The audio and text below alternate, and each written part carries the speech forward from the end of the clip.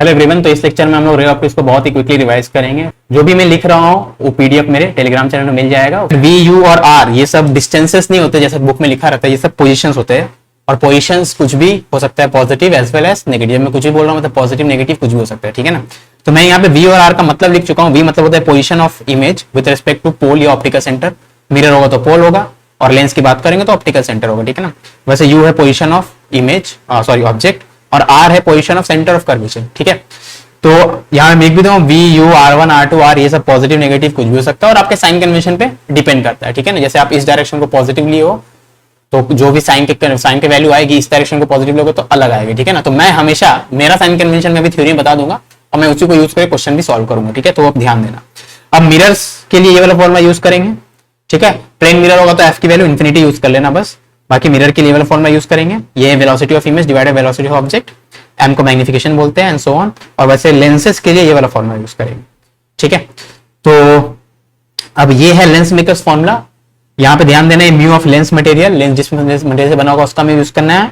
और लेंस के surrounding medium में जो म्यू मटेरियल होगा, जो सराउंडिंग मीडियम का म्यू होगा उसको यहाँ पे यूज करना है, ठीक है ना। सपोज ये लेंस है, इस तरफ एयर है, इस तरफ भी एयर है, एयर का म्यू 1 होता है तब आप यहाँ पे 1 यूज करोगे, ठीक है ना। इस लेंस के इस तरफ एयर है, इस तरफ वाटर है, तब आप लेंस मेकर फॉर्मूला लगा ही नहीं सकते, क्योंकि म्यू सराउंडिंग में फिर आप एयर का लोगे वाटर का लोगे, वहां पे फंस जाओगे, तो फिर लगा नहीं सकते। यानी दोनों तरफ अगर सेम मीडियम रहेगा तब जाके आप फॉर्मूला आप लगाओगे, ठीक है।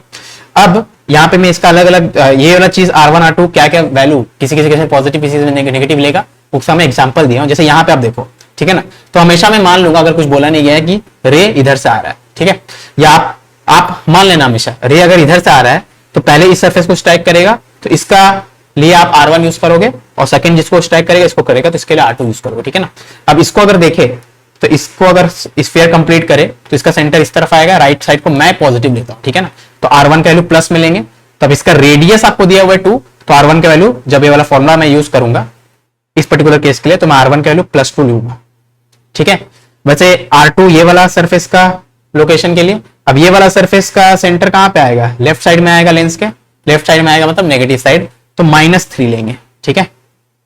समझ में आई बात। ये जो R बोला गया इसका रेडियस बोला गया, जो मतलब ज्योमेट्री वाला रेडियस होता है, ठीक है ना। ये फॉर्मूला पुट करने वाला वैल्यू तो प्लस या माइनस कुछ भी सकता है डिपेंडिंग ऑन साइन कन्वेंशन, ठीक है ना। वैसे इसके लिए फिर से रे हमेशा इस तरफ से मानूंगा मैं, रे इधर से आ रहा है, पहले इसको टकराएगा तो इसका रेडियस को मैं R1 बोलूंगा, ठीक है। मतलब रेडियस मतलब ये वाला चीज के लिए R1, तो R1 देख लो आप नेगेटिव आएगा क्योंकि लेफ्ट साइड में है, वैसे R2 पॉजिटिव आएगा, तो R1 नेगेटिव R2 पॉजिटिव, तो मैग्नीट्यूड 2 है, इसका 3 है, ये 2 इसका 3, ठीक है। इस वाले केस में ये भी नेगेटिव और ये भी नेगेटिव है ना, तो इसका हो जाएगा -3 और इसका हो जाएगा -2, तो -3 -2, ये -3 और ये -2। वैसे इस वाले केस में ये भी पॉजिटिव देख लो इस तरफ आएगा और ये भी पॉजिटिव, ठीक है। तो इसका R1 की वैल्यू +2 और R2 की वैल्यू +3, ठीक है। वैसे एक पॉजिटिव नेगेटिव कुछ भी हो सकता है ना। ओके, ये वाला फॉर्मूला हो गया। अब नेक्स्ट है पावर। पावर का फॉर्मूला होता है 1/f। पावर को डायप्टर में नापते हैं और जो उस डायप्टर में नापने के लिए फोकल लेंथ को आपको मीटर में लिखना पड़ेगा, ठीक है। अब अगर दो या दो से ज्यादा थिन लेंसेस कांटेक्ट में होंगे तब इक्विवेलेंट फोकल लेंथ आप निकाल सकते हो। मतलब अगर सपोज यहाँ पे बहुत सारे यहाँ पे लेंसेस है कांटेक्ट में, ठीक है ना।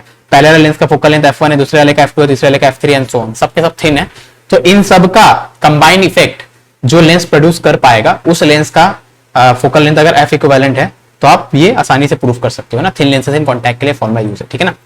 अब 1/v - 1/u = 1/f, इसको लेंस फॉर्मूला बोलते हैं और इसको लेंस मेकर्स फॉर्मूला बोलते हैं, ठीक है ना। फिर से vi/v of velocity of image divided velocity of object, ये सब velocity along the principal axis है, परपेंडिकुलर टू प्रिंसिपल एक्सिस। ये यूजुअली जेईई मेन में आज तक नहीं पूछा है, तो मैं होप करता हूं नहीं पूछेगा, ठीक है।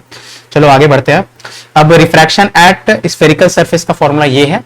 तो यहाँ पे मैं ऐसे इसलिए लिखा हूं, बुक में μ2 μ1 लिखे रहता है, ऐसे लिखेंगे तो आपको ज्यादा अच्छे से याद रहेगा और समझ में भी आएगा, ठीक है ना। तो जो भी स्फेरिकल सरफेस है, ऑब्जेक्ट या इंसिडेंट रे जिस तरफ प्रेजेंट होगा, ऑब्जेक्ट भी नहीं बोलेंगे, इंसिडेंट रे जिस मीडियम में प्रेजेंट होगा उस मीडियम का म्यू को मैं म्यू इंसिडेंट बोल रहा हूं, और रिफ्रैक्टेड रे जिस मीडियम में प्रेजेंट रहेगा उस मीडियम का म्यू को मैं म्यू रिफ्रैक्टेड बोल रहा हूं। ये location of image, location of object, ये रेडियस ऑफ कर्वेचर, फिर से पॉजिटिव नेगेटिव यानी कुछ भी हो सकता है, ऑफ वो स्फेरिकल सरफेस, ठीक है। जो भी स्फेरिकल सरफेस, अगर ऐसा सरफेस है तो पॉजिटिव हो जाएगा मेरे कन्वेंशन के हिसाब से, और ऐसा सरफेस है तो नेगेटिव हो जाएगा मेरे कन्वेंशन के हिसाब से, ठीक है। जैसे यहाँ पे देखो R के वैल्यू नेगेटिव है, यहाँ पे R के वैल्यू पॉजिटिव है। यहाँ पे ऑब्जेक्ट देखो किस मीडियम में रखा गया, इस मीडियम में, ठीक है ना। यानी ये आपका म्यू इंसिडेंट हो गया, ये म्यू रिफ्रैक्टेड हो गया। ऑब्जेक्ट इसमें रखा गया है तो म्यू इंसिडेंट, ये म्यू रिफ्रैक्टेड, ठीक है। ओके, अब स्नेल्स लॉ तो आपको पता है, ठीक है ना। तो यहाँ पे भी इंसिडेंट जिस मीडियम प्रेजेंट है, mu incident mu of that medium into sine i. I हमेशा नॉर्मल के साथ नापेंगे, वैसे साइन आर में आर हमेशा नॉर्मल के साथ नापेंगे, ठीक है। तो ये फॉर्मुला होता है। तो यहाँ से आप देख सकते हो आई को बढ़ाओगे तो साइन आई बढ़ेगा, साइन आई बढ़ेगा तो साइन आर भी बढ़ेगा, मतलब आर भी बढ़ेगा, ठीक है ना। तो अगर एंगल ऑफ इंसिडेंट बढ़ाते जाओगे तो एंगल ऑफ रिफ्रैक्शन बढ़ता जाएगा। अब अगर रे डेंसर से रेयर की तरफ जा रहे होगी, डेंसर मतलब ये ज्यादा है ये कम है, मतलब इसको ज्यादा होना पड़ेगा इसको कम, यानी आर कम रहेगा आई ज्यादा रहेगा, ठीक है ना। अब अगर आर को बढ़ाते जाएंगे, सॉरी आई को बढ़ाते जाएंगे तो आर भी बढ़ता जाएगा, है ना, ठीक है ना। अब आई को बढ़ाते बढ़ाते मान लो आप डेंसर से रेयर की तरफ जा रहे हो, ठीक है ना, तो ये बड़ा है इसको छोटा होना पड़ेगा और ये बड़ा होगा, ठीक है ना। तो आई लेस देन आर है। अब आई को बढ़ाते जाओगे आर भी बढ़ता जाएगा इस लॉ के कारण, लेकिन आई को बढ़ाते बढ़ते एक ऐसा टाइम आएगा कि आर का वैल्यू बढ़ बढ़ के 90 डिग्री पहुंच गया, ठीक है ना। वो वाला सिचुएशन यहाँ पे दिखाया गया, देखो पहले ये आई, सॉरी ये एंगल ऑफ इंसिडेंस, ये एंगल ऑफ रिफ्रैक्शन, ठीक है ना। वैसे आई को बढ़ा के देखो, यहाँ पे आई छोटा था, यहाँ पे आई थोड़ा बड़ा हो गया, है ना। तो ये एंगल ऑफ रिफ्रैक्शन, देखो एंगल ऑफ रिफ्रैक्शन पहले जितना था उससे बड़ा हो गया, है ना। फिर आई को आप और बढ़ाए, एंगल ऑफ इंसिडेंस और बढ़ाए तो एंगल ऑफ रिफ्रैक्शन उस समय बढ़ बढ़ के 90 डिग्री पहुंच गया, ठीक है ना। अब इससे ज्यादा एंगल बढ़ ही नहीं सकता, क्योंकि एंगल ऑफ रिफ्रैक्शन हो या एंगल ऑफ इंसिडेंस हो, इनका मैक्सिमम वैल्यू तो 90 हो सकता है ज्योमेट्री के कारण, है ना। तो इसके फर्दर अगर आप आई बढ़ाओगे, जैसे यहाँ पे आप देख सकते हो आई को और बढ़ा दिए तो ये टी आर कर जाएगा, ठीक है ना। तो टी आर जब करेगा उसको टोटल इंटरनल रिफ्लेक्शन बोलते हैं, उस समय कोई रिफ्रैक्शन नहीं होता, पूरा पूरा अरे यहाँ आ गया, ठीक है ना। अब टी आई आर एक ऐसा केस है जब there is no reflection, there is no refraction, ठीक है। बाकी सब केसेस में हमेशा क्या होता है, कभी भी रे जाता है, जैसे यहां से रे यहां गया है ना, तो कुछ रिफ्रैक्शन होगा कुछ रिफ्लेक्शन होगा, यहाँ पे भी कुछ रिफ्रैक्शन होगा कुछ रिफ्लेक्शन होगा, लेकिन टीआर के केस में देख लो कोई भी रिफ्रैक्शन नहीं हो रहा है, सिर्फ रिफ्लेक्शन होगा, ठीक है। एक यूनिक केस है समझ लो, है ना। और जो एंगल ऑफ क्या बोलते हैं क्रिटिकल एंगल जो होता है उसका साइन की वैल्यू आप निकालोगे तो इतना आता है, ठीक है। ओके, अब अगर आप किसी ऑब्जेक्ट को देख रहे हो इस सेंस में ऐसे देख रहे हो तो इसको नॉर्मल व्यूइंग बोलते हैं, ठीक है। और इसको तिरछा वाला व्यूइंग बोलते हैं। जैसे एक बाल्टी है फॉर एग्जांपल, वहां पे बॉटम में एक कॉइन रखा गया है, तो एकदम कॉइन के एकदम वर्टिकली ऊपर खड़े होकर देखेंगे उसको, इसको नॉर्मल व्यूइंग बोलेंगे, और साइड से देखेंगे तो इसको ऑब्लिक व्यूइंग बोलेंगे, ठीक है ना। तो नॉर्मल व्यूइंग के लिए ये फॉर्मूला हम लोग यूज करते हैं, real depth by apparent depth is equal to mu denser by mu rarer. यहाँ पे ध्यान रखना है कि डीएल डेप्थ और अपरेंट डेप्थ दोनों डिस्टेंसेस कहां से नापना है, इंटरफेस से नापना है, मतलब जहां पे मीडियम चेंज हो रहा होगा वहीं से नापना है, ठीक है ना। जैसे इस पर्टिकुलर केस में ये एक्चुअल में तो ऑब्जेक्ट यहाँ पे है, लेकिन आपको यहाँ पे लगेगा, तो ये अपरेंट डेप्थ है और ये रियल डेप्थ है। आप देख सकते हो दोनों को कहां से नाप रहे हैं हम लोग, इंटरफेस से नाप रहे हैं, जहां पे दोनों मीडियम मीट कर रहा होगा, ठीक है। तो ये याद रखना है। अब इसको प्रिज्म बोलते हैं। प्रिज्म में बेसिकली आपका 2 बार रिफ्रैक्शन होगा, ठीक है ना। अगर टीआर नहीं हो रहा है कहीं भी तो एक बार यहाँ पे मीडियम चेंज हुआ है, फिर यहाँ पे मीडियम चेंज हुआ है, ठीक है ना। एंगल ऑफ इंसिडेंस, ये पहला सरफेस पे एंगल ऑफ रिफ्रैक्शन, ये दूसरे सरफेस पे एंगल ऑफ इंसिडेंस, ये फाइनल एंगल ऑफ रिफ्रैक्शन, तो इसको एंगल ऑफ इमर्जेंस भी बोलते हैं, ठीक है। अब अगर ये प्रिज्म नहीं होता तो ये रे ऐसा चला जाता, ये प्रिज्म है तो रे ऐसा जा रहा है, तो अगर नहीं होता तो ऐसा जाता, अभी ऐसा जा रहा है तो इसको बोलते हैं डेविएशन, ठीक है, एंगल ऑफ डेविएशन, है ना। इसको बोलते हैं एंगल ऑफ प्रिज्म ए, ठीक है ना। अब angle of incidence, angle of deviation versus angle of incidence का ग्राफ ऐसा आता है, ये angle of deviation versus angle of incidence का ग्राफ है, ठीक है। तो ये ग्राफ कब देख सकते हो कि मिनिमा एग्जिस्ट कर रहा है, तो इसको हम लोग बोलते हैं एंगल ऑफ मिनिमम डेविएशन, है ना। ये एंगल है मिनिमम डेविएशन, जो कि इस पर्टिकुलर केस में 40 लग रहा है, जो भी है ये एंगल ऑफ मिनिमम डेविएशन है ना, अलग अलग केस में अलग अलग रहेगा। ओके, अब एंगल ऑफ मिनिमम डेविएशन को यूज करके हम लोग म्यू ऑफ प्रिज्म निकाल सकते हैं। तो sine of angle of prism plus angle of minimum deviation by 2 करेंगे, तो ये वाला फॉर्मूला यूज करेंगे तो हमें म्यू ऑफ प्रिज्म मिल जाएगा, ठीक है ना। अब डेविएशन का फॉर्मूला होता है आई प्लस ई माइनस ए, और दोनों एंगल ऑफ रिफ्रैक्शन जो है R1 प्लस R2, जिसको मैं R प्लस R डैश लिख दिया यहाँ पे, R1 प्लस R2, इनका वैल्यू अगर आप R1 प्लस R2 ही लिख देते हैं, कंफ्यूजन ना हो बाद में, R1 प्लस R2 का वैल्यू एंगल ऑफ प्रिज्म के बराबर होता है, ठीक है। और अगर एंगल ऑफ प्रिज्म स्मॉल होगा तब डेविएशन के लिए डायरेक्टली आप ये वाला फॉर्मूला यूज कर सकते हो, ठीक है। ओके, मिनिमम डेविएशन में रे जो होता है सिमेट्रिकली पास करता है। सिमेट्रिकली मतलब ये एंगल और ये एंगल दोनों इक्वल हो जाएंगे, वैसे ये एंगल और ये एंगल दोनों इक्वल हो जाएंगे, ठीक है। अब क्योंकि इन दोनों का सम a के बराबर है तो R1 प्लस R a के बराबर हो गया, मतलब R की वैल्यू a/2, यानी मिनिमम डेविएशन के मोमेंट पे R की वैल्यू दोनों एंगल ऑफ ये दोनों एंगल जो है रिफ्रैक्शन वाला, दोनों एंगल्स जो प्रिज्म के अंदर वाला एंगल्स है वो a/2 के बराबर होगा, ठीक है। ओके, अब ऑप्टिकल इंस्ट्रूमेंट्स में आते हैं। तो सिंपल माइक्रोस्कोप में एक लेंस यूज होता है बेसिकली, और कंपाउंड माइक्रोस्कोप में 2 लेंस यूज होता है, एक के बाद एक। तो यहाँ पे दोनों लेंस का इफेक्ट कंबाइन हो जाएगा, यहाँ पे एक लेंस के कारण मैग्निफिकेशन मिलेगा, यहाँ पे दो लेंस के कारण मिलेगा, जो भी है। इमेज अगर नियर पॉइंट पे बनेगा तो मैग्निफिकेशन 1+d/f, जहाँ पे d का वैल्यू यूजुअली कुछ बोला नहीं तो 25 सेंटीमीटर आप ले लेना, ठीक है। और अगर इमेज इन्फिनिटी बनेगा तो इतना। अब यहाँ पे आप देख सकते हो ऑफकोर्स ये वाला वैल्यू इससे कम रहेगा, लेकिन इस केस में स्ट्रेस ऑन आई सबसे कम रहेगा, ठीक है ना। जो दूर वाली इमेज को देखेंगे तो आंख रिलैक्स होकर देखता है, और पास वाले इमेज में आंख में जो मसल्स होते हैं सबसे ज्यादा स्ट्रेन होते हैं, ठीक है। तो यहाँ पे स्ट्रेन ज्यादा है लेकिन मैग्निफिकेशन भी ज्यादा है, यहाँ पे स्ट्रेन कम है, मैग्निफिकेशन भी कम है, ठीक है। ओके, यहाँ पे कंपाउंड माइक्रोस्कोप के लिए अगर इमेज नियर पॉइंट पे बन रहा होगा तो मैग्निफिकेशन के लिए फॉर्मुला यूज करेंगे, और अगर इन्फिनिटी बन रहा होगा तो ये फॉर्मुला यूज करेंगे। अब एल एक नया चीज आ गया, ठीक है ना। दो लेंसेज है ना, तो आंख के पास वाले लेंस को हम लोग आईपीस बोलते हैं और आंख से दूर वाले लेंस को ऑब्जेक्टिव बोलते हैं, ठीक है। अब एल यहाँ पे क्या है, अब जैसे यहाँ पे ये ऑब्जेक्ट है, इसका इमेज इसके इस लेंस से पास होने के बाद यहाँ पे बना, ठीक है, और फिर इसका इमेज इस लेंस से पास होने के बाद यहाँ पे बना कुछ, है ना। अब इसका फोकस मान लो ये है, देखो F0 बोला है ना, तो इसका फोकस ये इसका सेकंड फोकस कहलाएगा और इसका फर्स्ट फोकस ये कहला रहा है, ठीक है, F बोल रहा है। तो ऑब्जेक्टिव का सेकंड फोकस और आईपीस का फर्स्ट फोकस के बीच का जो डिस्टेंस है उसको बोलते हैं एल, ट्यूब लेंथ भी बोलते हैं इसको, ठीक है। मैं यहाँ पे दिखाया हूं ना, हाँ ये एल, ठीक है। ओके, अब टेलीस्कोप में क्या होता है, टेलीस्कोप में मैग्निफिकेशन के लिए focal length of objective divided focal length of eyepiece, और ट्यूब लेंथ की वैल्यू यहाँ पे FO प्लस FE होता है, ठीक है। Cross sectional view of a prism is the equilateral angle ABC. Minimum deviation is observed when using this prism when the angle of incidence is equal to the angle of prism. Time taken by light to travel from P, जो कि mid point है BC का, to A. तो P से A तक जाने में light को कितना टाइम लगेगा, ठीक है ना। तो ये वाला टाइम, यहाँ से यहाँ तक जाने में लाइट को कितना टाइम लगेगा, ये वाला distance divide by speed of light inside prism. तो टाइम हो जाएगा डिस्टेंस बाय स्पीड।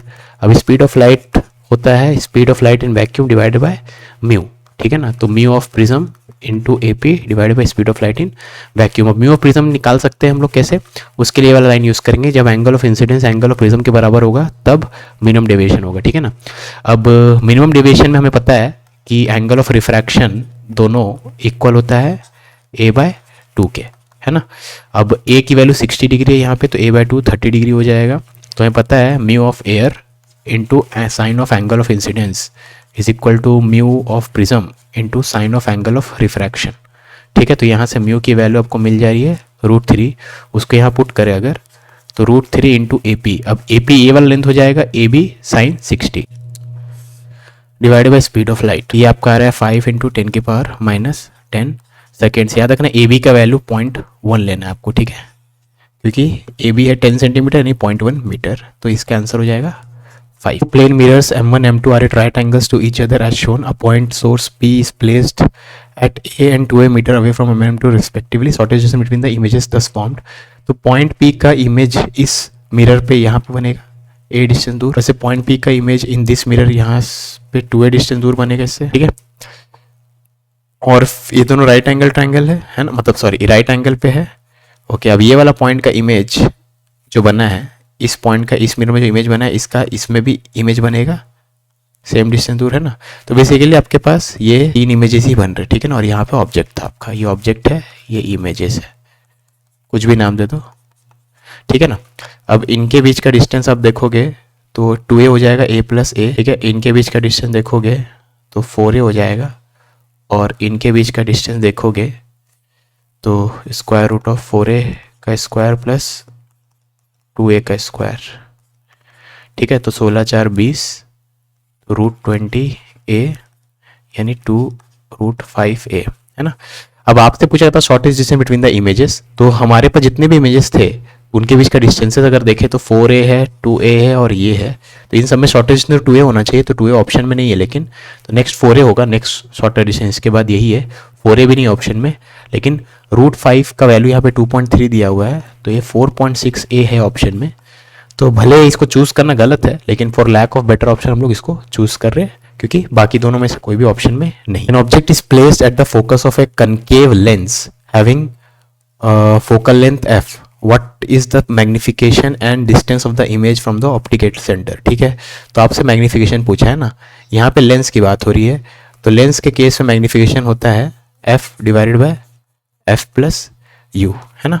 अब magnification and distance of image पूछा है ना, ठीक है। कहाँ पे रखा गया है ऑब्जेक्ट को, एट द फोकस, तो u की वैल्यू भी f है, तो ये तो हो जाएगा हाफ, तो मैग्नीफिकेशन आपका हो गया half.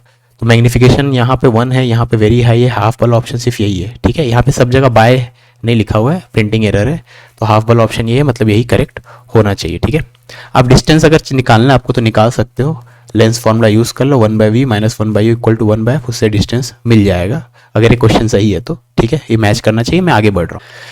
Curved surface of a plano convex lens of refractive index μ1 and plano concave, ठीक है, ये μ1 μ2 दिया हुआ है।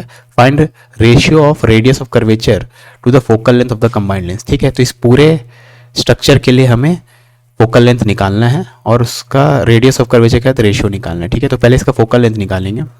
तो यहाँ पे इसका फोकल लेंथ अगर f1 है μ1 वाले पार्ट का और इसका अगर f2 है तो पूरे का हो जाएगा 1/f is equal to 1/f1 plus 1/f2, ठीक है। अब 1/f1 हो जाएगा, ये वाला जो पार्ट है ना इसका फोकल लेंथ के बारे में सोचो, बाकी को भूल जाओ, है ना। तो ये वाला पार्ट के लिए ये वाला सरफेस का रेडियस ऑफ कर्वेचर इन्फिनिटी, ठीक है। मान लो रे राइट से आ रही है, ठीक है, तो इसके लिए इन्फिनिटी हो जाएगा, है ना। ये पैरेलल रे इसलिए है ना, ये स्ट्रेट सरफेस है ना, प्लेन सरफेस का रेडियस ऑफ कर्वेचर इन्फिनाइट होता है, ठीक है। 1/∞ माइनस 1/, अब इस सरफेस का रेडियस का मैग्नीट्यूड अगर आर है तो radius of curvature minus R लेंगे क्योंकि ये नेगेटिव साइड में इसका सेंटर ऑफ कर्वेचर आएगा, ठीक है। ये हो गया। और सिमिलरली f2 लिखना है हमें, तो 1/f2 हो जाएगा। इसका वही चीज़ करेंगे। अब इसके लिए पहला सरफेस ये हो जाएगा, दूसरा सरफेस ये हो जाएगा, तो पहला सरफेस का radius of curvature minus R, तो 1/r1 माइनस 1/r2, ठीक है। तो इसको सिंप्लीफाई करें, इस यहाँ से हम लोग को दिख रहा है r/f की वैल्यू इतना, और यही तो पूछा गया था, radius of curvature divided by focal length का वैल्यू हो जाएगा μ1 minus μ2। Find the distance of the image from object O form by the combination of the lenses as shown. तो ऑब्जेक्ट ओ तो यानी कुछ बोला नहीं है, मतलब फाइनल इमेज की बात कर रहे हैं, ठीक है। अब यहाँ पे लेंस थिन लेंसेज वाला फॉर्मूला यूज मत कर लेना, कॉम्बिनेशन वाला, क्योंकि यहाँ पे लेंसेज के बीच का सेपरेशन 0 नहीं है ना, सेपरेशन बहुत ही छोटा होता है या 0 होता है तभी हम लोग को यूज़ कर सकते हैं। तो यहाँ पे हर एक लेंस के कारण इमेजेस का लोकेशन निकालेंगे, ठीक है, सक्सेसिव इमेजेस, और वो that will act as object for next lens, है ना, वैसे करेंगे, ठीक है।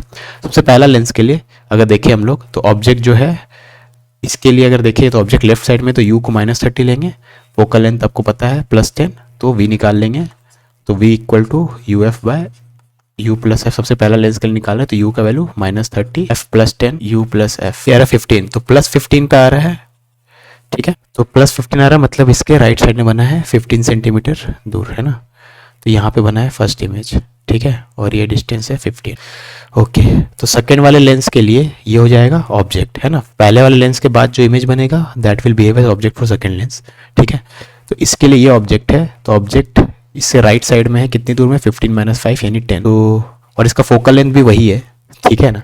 तो आप देख सकते हो इसका जो फोकस है वहीं पे ऑब्जेक्ट है, तो इसका इमेज इन्फिनिटी बनेगा, है ना। यानी आपको देखना है तो यहीं से भी देख सकते हो आप। तो u की वैल्यू क्या यूज़ करेंगे इसके लिए, 15 - 5 यानी 10, ठीक है ना।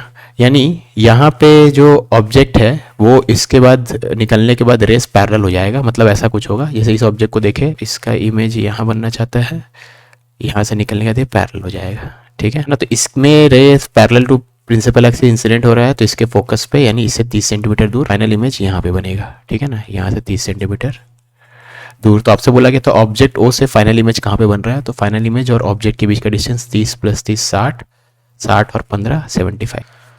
An object is placed beyond the center of curvature of given concave mirror.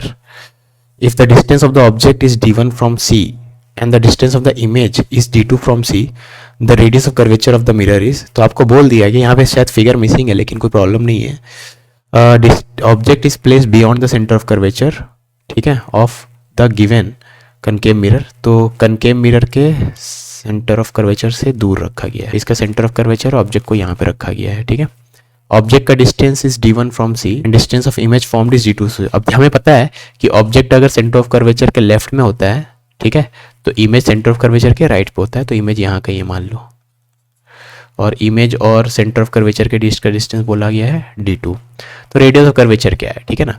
तो यहाँ पे अगर आप u की वैल्यू लिखे तो u नेगेटिव होगा, और कितना दूर है ऑब्जेक्ट जो है मिरर से कितनी दूर पे है, तो अगर मान लेते हैं centre of curvature r distance दूर है, ठीक है, तो ऑब्जेक्ट का लोकेशन हो जाएगा R plus D one. R plus D one तो दूरी है, लेकिन नेगेटिव साइड में तो माइनस है ना, जैसे इफ 10 है ये 12 है तो 10 प्लस 12 22 हो जाएगा, लेकिन माइनस साइन के साथ। वैसे इमेज जो बना है वो आर माइनस डी टू पे बना है, ठीक है ना, क्योंकि आप अगर ये लेंथ सी से आई के बीच का डिस्टेंस देखोगे तो ये हो जाएगा आर माइनस ये, ठीक है, सॉरी आई और पोल के बीच का डिस्टेंस देखोगे तो ये हो जाएगा आर माइनस डी टू, है ना। हमेशा पोल को ओरिजिन मानते हैं ना हम लोग, तो ये ओरिजिन है, यहाँ से इस पॉइंट का लोकेशन यू हो गया और यहाँ से इस पॉइंट का लोकेशन, ओरिजिन से इस पॉइंट का लोकेशन वी हो गया, ठीक है। ओके, फॉर्मूला पुट करेंगे 1/v plus 1/u equal to 2/r। यहाँ पे ध्यान देना, जब इस फॉर्मूला में लोग आर का वैल्यू पुट करते हैं तो ये R location of centre of curvature होता है, और सेंटर ऑफ कर्वेचर खुद लेफ्ट साइड में है, तो centre of curvature minus R लिखेंगे, ठीक है। ये ध्यान देना, आर का वैल्यू एक्चुअली माइनस आर है, ठीक है ना। ओके, जैसे आर का मैग्नीट्यूड आपको पता होता 10 होता, तो आप यहाँ 10 तो नहीं लिखते नहीं, यहाँ -10 लिखते हैं, ठीक है, इसलिए माइनस। कैलकुलेशन के बाद हम लोग को आर का value 2d1d2 divided by d1 minus d2, यानी option A. An object is placed at a distance of 12 centimetre from a convex lens, a convex mirror of focal length 15 is placed, convex mirror का focal length 15 है, on the other side of the lens at 8 centimetre as shown, ठीक है। तो ये lens जो है ये 12 centimetre रखा गया ऑब्जेक्ट से दूर, और इससे 15 सेंटीमीटर इसका फोकल लेंथ 15 सेंटीमीटर है, वैसा एक मिरर रखा गया है। Okay, image of the object coincides with the image of the object coincides with the object, ठीक है, जहाँ पे यानी ऑब्जेक्ट वहीं पे इमेज बन रहा है ना। When the mirror is removed a real and inverted image is formed eight A position, ठीक है। अगर इस मिरर को हटा दे तब इस लेंस, इस ऑब्जेक्ट का इमेज इन दिस लेंस यहाँ पे बनेगा, ठीक है। तो distance of the image from the object will be, ठीक है। सबसे पहली बात, जब भी आपके पास सेटअप में कहीं एक मिरर आ जा रहा है, ठीक है, और ऑब्जेक्ट और इमेज सेम लोकेशन में बन रहे हैं, इसका मतलब यही हो सकता है कि रेस चलते चलते अपना पाथ को रिट्रेस करने लगा होगा, है ना। रेस कुछ ऐसे गया कि मिरर में परपेंडिकुलर टकराएगा, 90 डिग्री पे नॉर्मली इंसिडेंट होगा, तभी तो वापस आना स्टार्ट होगा, और वापस आएगा तो फिर से वहीं पे इमेज बनेगा, ठीक है ना। तो यानी पक्की बात है कि रे जो यहाँ से गया यहाँ पहुंचा, ठीक है, ये जो रे गया ये मिरर में 90 डिग्री पे टकरा रहा है ना। यानी अगर मिरर नहीं होता तब ये रे यहाँ पे आता, तभी तो इमेज यहाँ पे बन रहा है जब मिरर नहीं है, ठीक है। ओके, यानी ये वाला पॉइंट जो है सेंटर ऑफ कर्वेचर होना चाहिए मिरर का, क्यों, क्योंकि ये वाला पॉइंट को अगर एक्सटेंड कर रहे हैं तो वो मिरर से 90 डिग्री में मीट कर रहा है, मतलब ये point centre of curvature of mirror, ठीक है। तो हम लोग से पूछा गया है distance of image from the object will be, तो ऑब्जेक्ट और इमेज के बीच का डिस्टेंस क्या, ऑफकोर्स ये वाला इमेज और ये वाला ऑब्जेक्ट के बीच का डिस्टेंस नहीं पूछ रहा होगा, तो 0 है। ऑब्जेक्ट का यहाँ पे जो इमेज बन रहा है, यानी in the absence of mirror, तो तब जो इमेज बन रहा है उस इमेज और ऑब्जेक्ट के बीच का सेपरेशन क्या है, ठीक है, यानी आपको ये वाला डिस्टेंस पता करना है, ठीक है। अब आपको बोल दिया गया कन्वेक्स मिरर का फोकल लेंथ 15 है, तो अगर फोकल लेंथ 15 है तो रेडियस कितना हो जाएगा 30, यानी ये डिस्टेंस 30 होना चाहिए, तो 30 प्लस 8 38 प्लस 12 यानी 50 centimetre. Car B overtakes another car A at a relative speed of 40 metre per second. How fast will the image of car B appear to move in the mirror of focal length 10 cm fitted in car A when car B is 1.9 meter away from car A? तो basically यहाँ पे ये car A का mirror है और ये car B है, ठीक है ना। अब जो कार A का मिरर हमें पता है मिरर कौन सा लगा हुआ है, यहाँ पे बोला नहीं गया है, तो लेकिन कार्स में कौन सा मिरर लगा रहता है, कॉन्वेक्स, है ना। और ये कार B मूव कर रहा है, तो अपना काम के हिसाब से ये फिगर सफिशिएंट है। कार भी कितने से मूव कर रहा है 40 मीटर पर सेकेंड से, ठीक है, और ये मिरर है ना, ये रेस्ट पे है। अब बोलोगे सर कार ए भी तो मूव कर रहा है, लेकिन देख लो कार बी ओवरटेक कर रहा है कार ए को with relative speed. Relative speed का मतलब यही है कि विद रिस्पेक्ट टू कार है, यानी अगर कार ए रेस्ट पे हो तब कार भी 40 मीटर पर सेकेंड से मूव हो रहा हो, ठीक है। ओके, तो कार ए अगर रेस्ट पे है तो कार भी 40 से मूव कर रहा है ना, मतलब ये फिगर सही है, ठीक है, समझ लो इस बात को, है ना। ये मतलब कार में बैठ के अगर फिगर ड्रॉ करेंगे तो यही आएगा ना, तो वैसा चीज़ है। तो image of car be in this mirror क्या होगा, ठीक है। अगर फोकल लेंथ इस 10 तो इसका फोकल लेंथ हमें 10 दे दिया है, and car B is 1.9 metre away from car है, और ये डिस्टेंस हमें 1.9 मीटर दिया हुआ है, ठीक है। तो हमें पता है वेलोसिटी ऑफ इमेज होता है माइनस, चलो यहाँ तो मैग्नीट्यूड से मतलब ही नहीं है हमें, मतलब खाली मैग्नीट्यूड से ही मतलब है। तो हमें पता है मैग्निफिकेशन का स्क्वायर, मैग्नीट्यूड ऑफ वेलोसिटी होता है मैग्निफिकेशन का square into velocity of image हो गया। Velocity of image is magnification का square into velocity of object, है ना।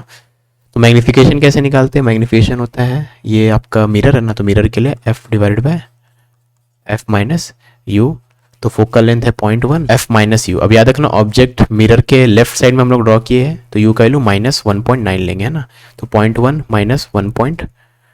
माइनस ऑफ -1.9, ठीक है, यानी -2 है ना, तो 1/20 है मैग्नीफिकेशन है ना।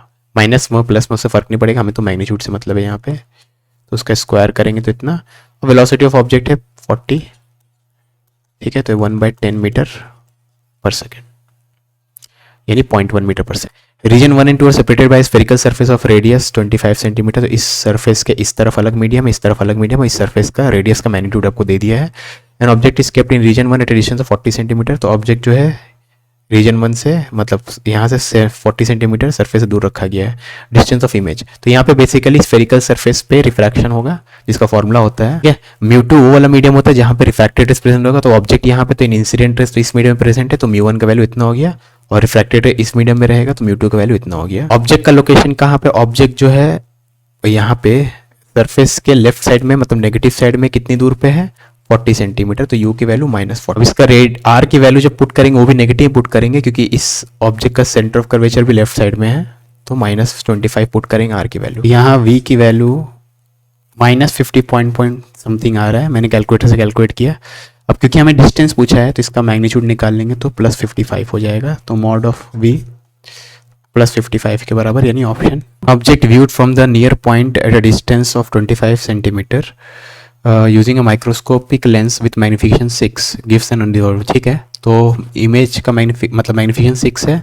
अब क्योंकि इमेज जो है नियर पॉइंट पे बन रहा है और एक ही लेंस को यूज़ करके बन रहा है जिसको ऑब्जेक्टिव लेंस बोलते हैं, तो ये फॉर्मूला यूज़ करेंगे ना, D25 है, ये FO है, तो यहाँ से FO का वैल्यू हो जा रहा है 5 सेंटीमीटर, ठीक है। सेकेंड लाइन में बोला गया है कि इन्फानाइट डिस्टेंस दूर इमेज बन रहा है, final image with total magnification of double the earlier. तो मैग्नीफिकेशन है डबल ऑफ अर्लियर, क्योंकि इन्फिनिटी पे बन रहा है इमेज और दो लेंस यूज़ करके बन रहा है, तो ये फॉर्मूला यूज़ करते हैं हम लोग, ठीक है, इन्फिनिटी पे इमेज बनने के लिए विथ कंपाउंड लेंस है ना। अब ट्यूब लेंथ है, एल को ट्यूब लेंथ बोलते हैं, ये है 60 सेंटीमीटर, और डी तो 25 है, FO 5 है, एफ पता करना है, तो यहाँ से एफ का वैल्यू आ रहा है 25 centimetre. Ray of light passes from a denser medium to a rarer medium at an angle of incidence I. The reflected and the refracted rays make angle 90 degree. तो रिफ्लेक्टेड और refracted race के बीच का angle यहाँ पे 90 degree हमें बोल दिया गया है ना, ये एंगल 90 डिग्री है, ठीक है। एंगल ऑफ इंसिडेंस और रिफ्लेक्शन और रिफ्रैक्शन का एंगल दे दिया गया है R और R', तो क्रिटिकल एंगल क्या होगा, ठीक है।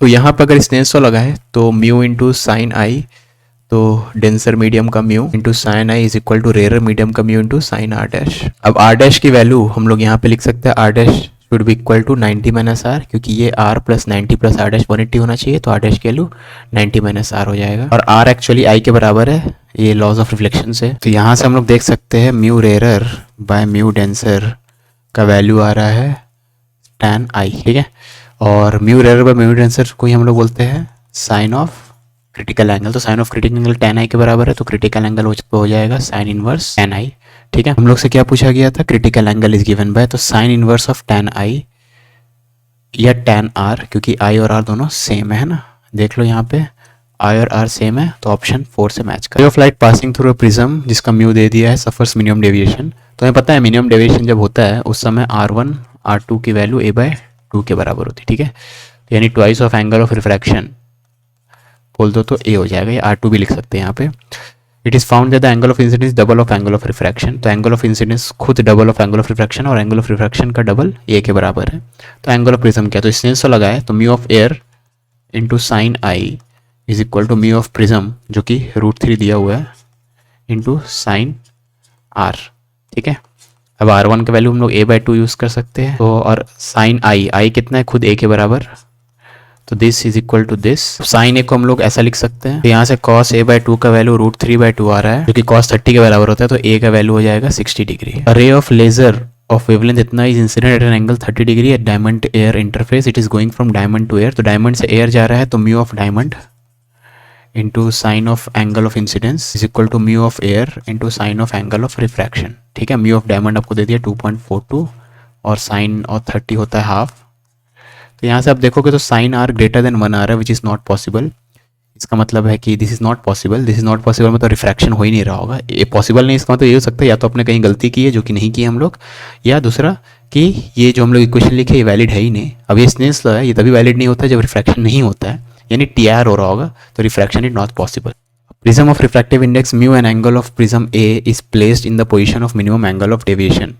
If minimum angle of deviation is also A, then in terms of refractive index A का वैल्यू पूछना चाहिए इनको, A का वैल्यू क्या होगा। ठीक है, यहाँ पे A मिसिंग है, तो आपको बोल दिया गया है म्यू और A दिया हुआ है, मिनिमम एंगल ऑफ डेविएशन के पोजीशन में रखा गया है। मिनिमम एंगल ऑफ डेविएशन अगर A ही है तो रिफ्रैक्टिव इंडेक्स क्या होगा। ठीक है, तो हमें पता है म्यू होता है sine A plus minimum deviation by 2, ठीक है, divide by sine A by 2।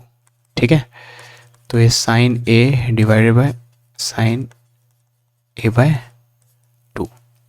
ठीक है, तो ये हो जाएगा 2 कॉस A बाय 2, क्योंकि साइन A को हम लोग 2 sine A by 2 cos A by 2 लिख सकते हैं।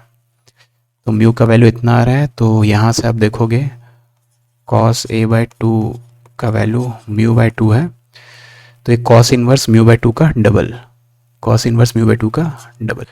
अ रे of light entering from air into denser medium of refractive index 4/3 shown.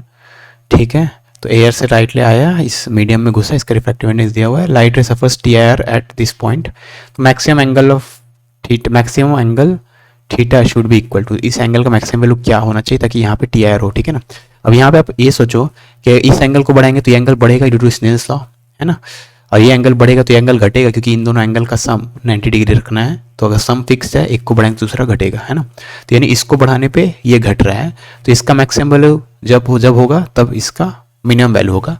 और क्योंकि यहाँ पे टी आर करवाना है तो इसका वैल्यू क्या बोलेंगे, क्रिटिकल एंगल से छोटा नहीं हो सकता। ठीक है ना, तो लिमिटिंग केस अगर सोचे तो इसका मिनिमम वैल्यू क्या हो सकता है, क्रिटिकल एंगल के बराबर। ठीक है, या आपको अगर अजीब लग रहा है सुन के, तो इसका मिनिमम वैल्यू क्या हो सकता है, क्रिटिकल एंगल से जस्ट बड़ा हो सकता है। तो कैलकुलेशन के पर्पस के लिए क्रिटिकल एंगल मान ले, तो ये मैक्सिमम तब होगा जब ये क्रिटिकल एंगल के बराबर होगा। ठीक है, अब ये क्रिटिकल एंगल के बराबर है, ये मतलब ये 90 माइनस क्रिटिकल एंगल है। तो यहाँ पर अगर स्नेल्स लॉ लगाए तो mu of air into sine theta, यहाँ का 1 mu into sine theta is equal to यहाँ का mu which is 4/3 into sine of ये वाला एंगल, और ये वाला एंगल 90 माइनस क्रिटिकल एंगल। ठीक है, ये हो जाएगा कॉस थीटा सी, और हमें पता है कि sine theta C, sine of critical angle क्या होता है, वो होता है mu rarer by mu denser, यानी 1 डिवाइडेड बाय 4/3 यानी 3/4। तो साइन थीटा सी अगर 3/4 है तो कॉस थीटा सी भी हम लोग निकाल सकते हैं, 1 माइनस साइन स्क्वायर थीटा सी। ठीक है, जो कि हो जाएगा 9/16, है ना, साइन थीटा √7/3 आ गया। Prism of refractive index n1 and another prism of refractive index n2 are stuck together as shown. n1 का value as a function of lambda दिया हुआ है, n2 का value as a function of lambda दिया गया है। तो wavelength for which rays incident at any angle on the interface BC passes through it without bending, तो जहाँ पे दोनों प्रिज्म मीट कर रहे हैं उससे रे पास हो जा रहा है विदाउट बेंडिंग, है ना। तो अगर मीडियम क्रॉस करने के बावजूद रे बेंड नहीं हो रहा है, इसका तो ये हो सकता है कि दोनों मीडियम का रिफ्रैक्टिव इंडेक्स सेम है। तो विदाउट डेविएशन बोला है, मतलब दोनों मीडियम का रिफ्रैक्टिव इंडेक्स सेम होना चाहिए, यानी this should be equal to this. यहाँ से लैम्डा का वैल्यू अपने पास आ रहा है इतना मीटर, जिसको नैनोमीटर में बोलेंगे 600 नैनोमीटर। तो graph between angle of deviation and angle of incidence है, तो थ्योरेटिकल है, हमें पता है ये होता है मिनिमम डेविएशन जिसमें एग्जिस्ट कर रहा हो, यानी ये वाला option 2। Angle of deviation through a prism is minimum when, तो एंगल ऑफ डेविएशन मिनिमम कब होता है, तो 4 ऑप्शन दिए गए यहाँ पे, 4 स्टेटमेंट दिए गए। Incident and emergent rays are symmetric, तो ये स्टेटमेंट सही है।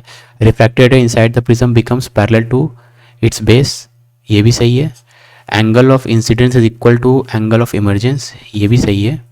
when angle of emergence is double the angle of incidence, ठीक है, ये तो गलत है, ऐसा कुछ नहीं होता है। तो चूज द करेक्ट, तो A B C तीनों सही है, यानी option 1। The refractive index of a converging lens is 1.4. What will be the focal length of this lens if it is placed in a medium of same refractive index? तो अगर same refractive index हो गया तो हमें पता है 1/फोकल length होता है mu of lens divided by mu of surrounding -1 into 1/r1 -1/r2। ये वाला चीज़ तो 1 हो जाएगा क्योंकि लेंस का म्यू और सराउंडिंग मीडियम का म्यू सेम है, तो ये 0 हो जाएगा। तो 1/f 0 है, मतलब f क्या हो जाएगा, इन्फिनिटी। ठीक है। Deviation of 2 degree is produced in the yellow light when in yellow ray when prism of crown and flint glass are achromatically combined. ठीक है, अक्रोमेटिक कॉम्बिनेशन के लिए आपको डेविएशन दे दिया है। Dispersive power of crown and flint glasses दे दिया है। ठीक है, and refractive index for yellow light दोनों ग्लास के लिए, क्राउन ग्लास के लिए भी दे दिया है, फ्लिंट ग्लास के लिए भी दे दिया है। तो refractive angles of crown glass prism will be, यहाँ पे ध्यान देना है। सबसे पहले हम लोग को यहाँ पे बोला गया है अक्रोमेटिक। ठीक है, अक्रोमेटिक बोला गया है, इसका मतलब क्या है कि आपका omega 1 delta 1 is equal to omega 2 delta 2 है ना। अक्रोमेटिक मतलब क्या, नेट थीटा 0 होना चाहिए, यानी theta 1 equal to theta 2 magnitude wise, है ना। ओके, अब यहाँ से आपको ओमेगा 2 का वैल्यू मिल रहा है ओमेगा 1 डेल्टा 1 बाय डेल्टा 2। ठीक है, ओके, सॉरी ओमेगा 2 का वैल्यू हमें नहीं चाहिए, हमें डेल्टा 2 का वैल्यू चाहिए। तो डेल्टा 2 यहाँ से मिल रहा है omega 1 by omega 2 into delta 1। ठीक है ना। आपको बोला नेट डेविएशन 2 डिग्री का है, यानी deviation due to first minus deviation due to second इतना होना चाहिए। ठीक है, ये सब मैग्नीट्यूड है ना।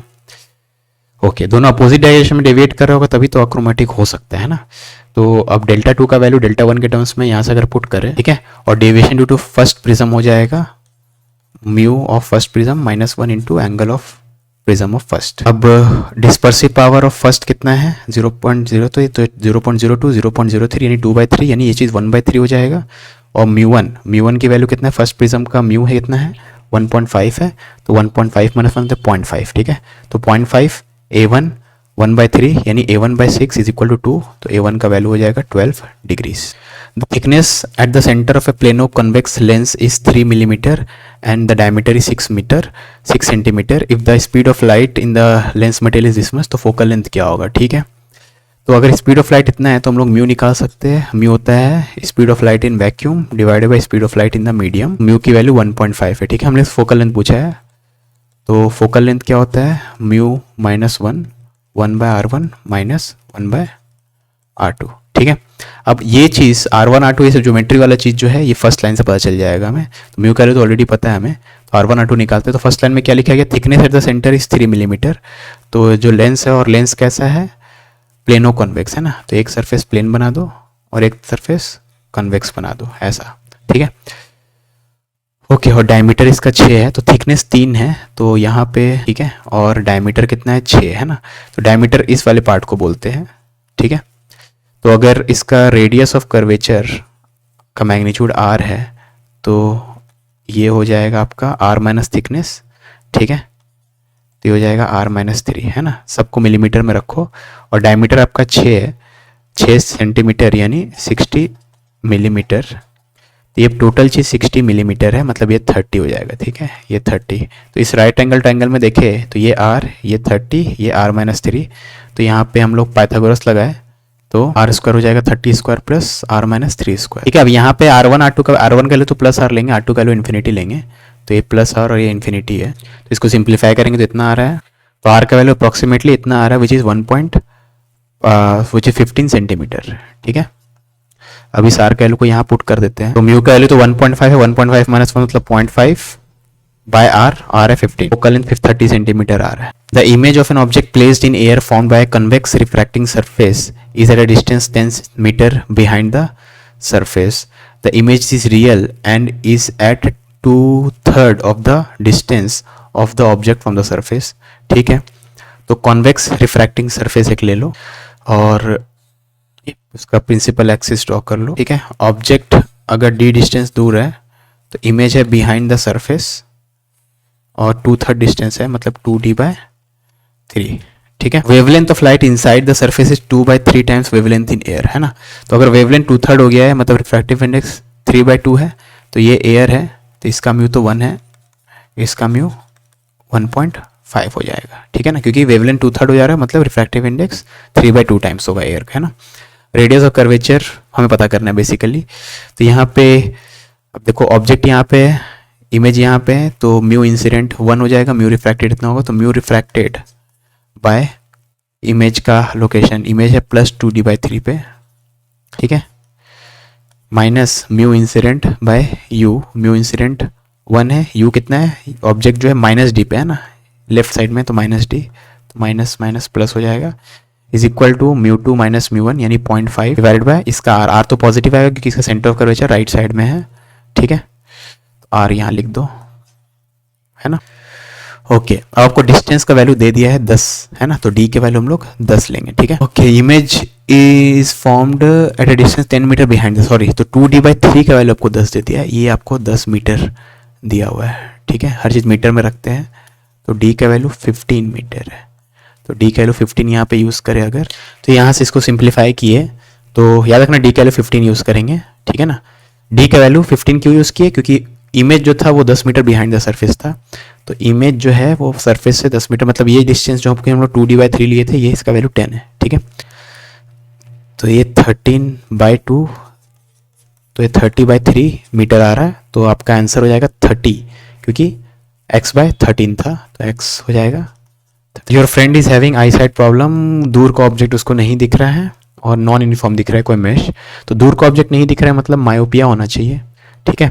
ये तो नहीं बोला गया पास का ऑब्जेक्ट नहीं दिख रहा है, तो हाइपरमेट्रोपिया वाला तो ऑप्शन नहीं होगा, तो मायोपिया वाला 2 ऑप्शन है, तो यही होना चाहिए। तो भले मुझे इसका नहीं पता था, ये जो मेश है, मेश अगर नॉन यूनिफॉर्म दिखता है तो अगर ये क्वेश्चन सही है तो उस फिनोमिना मतलब उस डिफेक्ट को ये वाला टर्म एस्टिग्मैटिज्म बोलते होंगे, मुझे आइडिया नहीं है। मैं जो मायोपिया और हाइपरमेट्रोपिया ये पता है, तो ये हो जाएगा, ठीक है ना। दूर का चीज नहीं दिख रहा है मतलब मायोपिया है ना।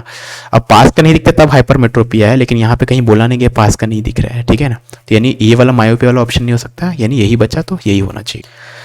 3 ray of light namely red, green, blue are incident on the face PQ, ठीक है। तो refractive index of the material of the prism तीनों कलर के लिए दे दिया इंडिविजुअली, तो कौन सा कलर इमर्ज करेगा PR सर, ठीक है। तो हर एक रे ऑफ लाइट यहाँ पे अगर आप देखोगे तो इंसिडेंट एंगल सबके लिए 45 डिग्री होगा, है ना, ठीक है। तो सबके लिए इंसिडेंट एंगल 45 डिग्री है, ज्योमेट्री सबको पता है, ये सबके लिए incident angle 45 degree 45 degree 45 degree, ठीक है ना। तो बाहर वही निकलेगा, ठीक है, जिसका क्रिटिकल एंगल बाहर वही निकलेगा ना जिसका क्रिटिकल एंगल ग्रेटर देन 45 हो, है ना, क्योंकि एंगल ऑफ इंसिडेंस अगर ग्रेटर देन क्रिटिकल एंगल होता है, ठीक है, तो आपका रे अंदर ही रह जाता है ना, तो लेस देन 45 हो, ठीक है ना, जिसका क्रिटिकल एंगल लेस देन 45 रहेगा, सॉरी, अगर angle of incidence greater than critical angle होता है तब TR होता है, तो जो बाहर निकलेगा उसका TR नहीं हो रहा है, मतलब angle of incidence should be less than critical angle, ठीक है ना। तो रे जो इमर्ज होगा उसके लिए angle of incidence should be less than critical angle, ठीक है ना। अब sine of angle of incidence should be less than sine of critical angle, वही ले बाहर निकलेगा, ठीक है ना। अब critical angle sine of angle of incidence तो 45 डिग्री है, तो 1/√2, √2 मतलब 1.414, ठीक है, शुड बी लेस देन ये चीज़। अब साइन ऑफ क्रिटिकल एंगल होता है 1/μ, ठीक है, क्योंकि यहाँ पे दूसरा मीडियम एयर है और पहला मीडियम ये प्रिज्म है, ठीक है ना। अब ये 3 पॉसिबल वैल्यूज़ हैं म्यू के, तो ये चीज़ यानी यहाँ से आ रहा है आपका म्यू का वैल्यू ग्रेटर देन 1.414, ठीक है। तो जिस चीज़ का म्यू ग्रेटर देन दिस रहेगा उसके लिए आपका बाहर निकलेगा, तो म्यू का वैल्यू 1.414 से बड़ा ये दोनों है, ठीक है, सही कर रहा हूँ, सॉरी म्यू लेस देन आएगा ना यहाँ पे, म्यू लेस देन, मैं गलती से यहाँ ऐसा लिख दिया, म्यू लेस देन, तो म्यू का वैल्यू लेस देन दिस होना चाहिए, ठीक है ना। तो म्यू लेस देन दिस सिर्फ रेड के लिए है, तो रेड विल इमर्ज आउट, ठीक है। Focal length F is related to the radius of curvature of spherical convex mirror by, तो स्फेरिकल कन्वेक्स मिरर के लिए फोकल लेंथ क्या होता है R/2, ठीक है। याद रखना जिस तरफ सेंटर ऑफ कर्वेचर होता है उसी तरफ फोकस भी होता है, ठीक है ना। तो C जिस तरफ है उसी तरफ आपका F भी है ना। तो इसका जो भी लोकेशन होगा पॉजिटिव या नेगेटिव आपके कन्वेंशन के हिसाब से इसका भी लोकेशन साइन वाइज वही होगा ना। तो अगर ये नेगेटिव साइड में तो ये भी नेगेटिव साइड में, ये अगर पॉजिटिव साइड अगर आप लेफ्ट को पॉजिटिव तो ये भी पॉजिटिव है ना, तो दोनों का रेशियो पॉजिटिव आना चाहिए। तो F और R का रेशियो हाफ है। आप किसी को ऐसा लग रहा होगा तो ये नहीं होगा क्योंकि F और R का रेशियो यहाँ पे -½ है, यानी दोनों डिफरेंट साइन के होंगे। नेगेटिव आ रहा मतलब दोनों अपोजिट साइन के होंगे, यहाँ पे पॉजिटिव आना चाहिए रेशियो, ठीक है ना। तो F के value R/2। The same size images are found by convex lens when the object is placed at 20 centimetre और at 10 centimetre from the lens. तो फोकल लेंथ क्या है, ठीक है। अब यहाँ पे ध्यान देना आपको कि सेम साइज का इमेज बन रहा है, मतलब दोनों केस में मैग्निफिकेशन का मैग्नीट्यूड सेम होगा, ऑफकोर्स साइन अपोजिट होगा, ठीक है ना। कन्वेक्स लेंस में एक बार इमेज दूसरी तरफ बन रहा होगा, एक बार सेम साइड में बन रहा होगा, ठीक है। तो when the object is placed at 20 and 10, ठीक है, तो magnification in both the cases magnitude wise equal होगा, ठीक है। ओके, अब मैग्निफिकेशन क्या होता है, ये लेंस की बात हो रही है, तो लेंस के लिए मैग्नीफिकेशन होता है F divide by F plus you, यही होता है मैग्नीफिकेशन फॉर लेंस, ठीक है ना। तो फोकल लेंथ पूछा है तो F divide by F plus you, तो एक केस में ऑब्जेक्ट आपका लेफ्ट साइड में होगा और एक केस में ऑब्जेक्ट आपका राइट साइड में होगा, ठीक है। नहीं, उसका ज़रूरत नहीं पड़ेगा, ऑब्जेक्ट तो सेम ही, मतलब इमेज अलग अलग साइड में बनना होगा। तो यू का वैल्यू एक केस में -20 लेंगे, एक केस में -10 लेंगे, है ना। तो जब हम लोग यू का वैल्यू -20 ले रहे हैं, ठीक है, और एक केस में यू का वैल्यू -10 ले रहे हैं, है ना, तो ये दोनों मैग्नीफिकेशन मैग्नीट्यूड में इक्वल नहीं होगा, मैग्नीट्यूड में ये मैग्नीट्यूड में ही इक्वल होगा, लेकिन टोटल वैल्यू में माइनस साइन से सेपरेटेड होगा, ठीक है ना। जैसे पहले केस में मैग्नीफिकेशन +5 आया है तो दूसरे केस में +5 आया तो दूसरे केस में मैग्नीफिकेशन -5 आएगा, ठीक है, वैसा, है ना, उल्टा बनेगा, है ना। तो इसलिए magnification of first is equal to negative of magnification in the second case, ठीक है ना, क्योंकि इससे हम लोग को मैग्नीफिकेशन मिलता है विद साइन, है ना। तो ओरिएंटेशन तो अपोजिट ही होगा ना, ऑफ कोर्स, है ना। तो इसको अगर सॉल्व करें हम लोग तो f -20 is equal to 10 - f, तो f का value 15 centimetre. Short straight object of height 100 centimetre lies before the central axis of a mirror जिसका फोकल लेंथ का मैग्नीट्यूड है 40, image produced is of height इतना and has the same orientation, ठीक है ना। Same orientation तो मतलब magnification आपका प्लस में आएगा और हाइट का रेशियो का मैग्नीट्यूड ले लो तो +1/4, ठीक है ना। तो इमेज डिमिनिश हुआ है और अपराइट है, तो ऐसा कब होता है, कार में बाइक में ही तो होता है, ठीक है, यानी कन्वेक्स मिरर होगा। और इमेज अपराइट है मतलब वर्चुअल इमेज है, तो image is virtual and convex mirror ही हो सकता है, ठीक है, यानी ऑप्शन 2 करेक्ट है। Incident ray, reflected ray and the outward drawn normal are denoted by unit vectors ABC, then choose the correct option, ठीक है। तो अगर ये आपका इंटरफेस है, ये इंसिडेंट रे, ये रिफ्लेक्टेड रे और आउटवर्ड नॉर्मल, ये नॉर्मल, तो ये वेक्टर A तीनों यूनिट लेंथ का है, ठीक है, रिफ्लेक्टेड रे वेक्टर B और ये वेक्टर C। तो कौन सा करेक्ट होगा इन सब में, ठीक है ना। तो सबसे ऑप्शन एलिमिनेशन से जल्दी हो जाना चाहिए। तो यहाँ पे आप देख सकते हो B - C, B + C, B - A, यही सब दिख रहा है, ठीक है ना। तो -A+ का ना बहुत ही आसान है, सबके सब यूनिट वेक्टर है, तो जैसे B - C आप निकालो यहाँ से तो हो जाएगा B² + C², ठीक है ना।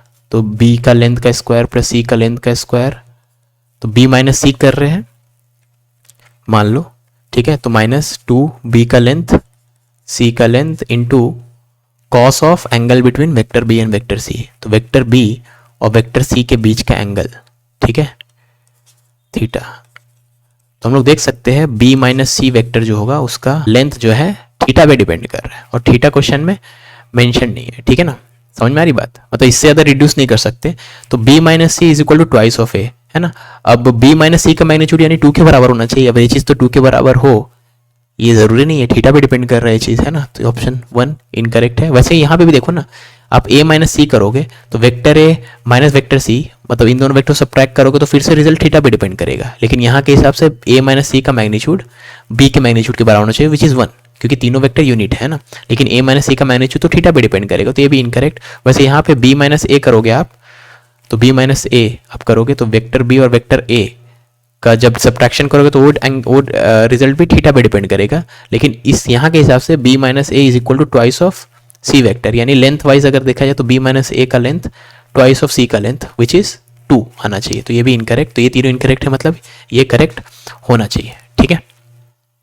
आप इसको चेक भी कर सकते हो, चलो इसको चेक करके दिखाता हूँ मैं, ठीक है ना। तो आई होप ये लॉजिक समझ में आ गया होगा। तो मैं ये 4th ऑप्शन कैसा है वो दिखा भी देता हूँ, ठीक है ना। तो इससे अगर आगे बढ़े आप तो A - B हो जाएगा twice of vector C A.C, ठीक है, ओके। अब इसको देखते हैं।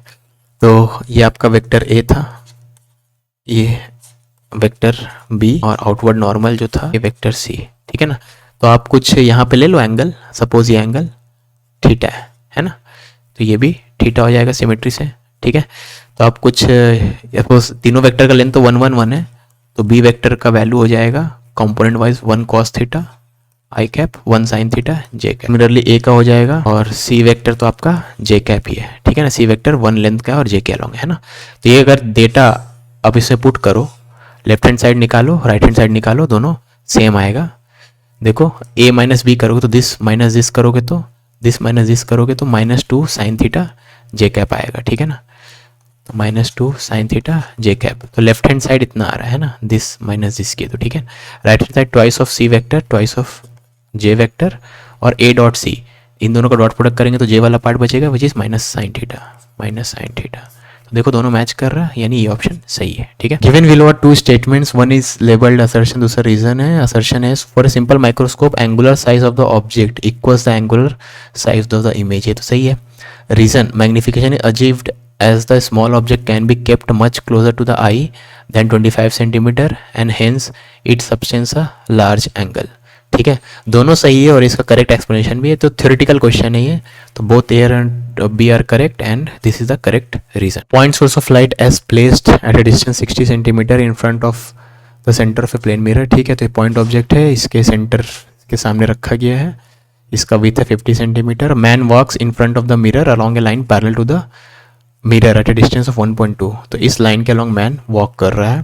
This is between the extreme points where you can see the image of the light source, ठीक है। तो इस लाइट सोर्स का इमेज, यानी इस लाइट सोर्स का इमेज यहाँ पे कहीं बनेगा मिरर में, है ना, ठीक है। ये 60 है तो ये भी 60, और ये इमेज को ये चलता हुआ आदमी जो कि इस लाइन के अलॉन्ग चल रहा है, ठीक है, ये कहाँ से कहाँ के बीच में देख सकता है ना। तो ये एक्सट्रीम पॉइंट्स के थ्रू ही तो देख सकता है, ठीक है। तो ये थोड़ा बाहर चल जा रहा है फ्रेम, तो थोड़ा छोटा करता हूँ मैं। ये आपका मिरर का एक्सट्रीम पॉइंट्स, ठीक है ना। मिरर के बाहर से तो इमेज नहीं दिखेगा ना, यहाँ से आदमी देखना चाहेगा तब तो इमेज नहीं दिखेगा ना, क्योंकि मिरर तो बीच में आना चाहिए तभी तो इमेज दिखेगा। इमेज को मिरर से पास होकर तो दिखेगा, ठीक है।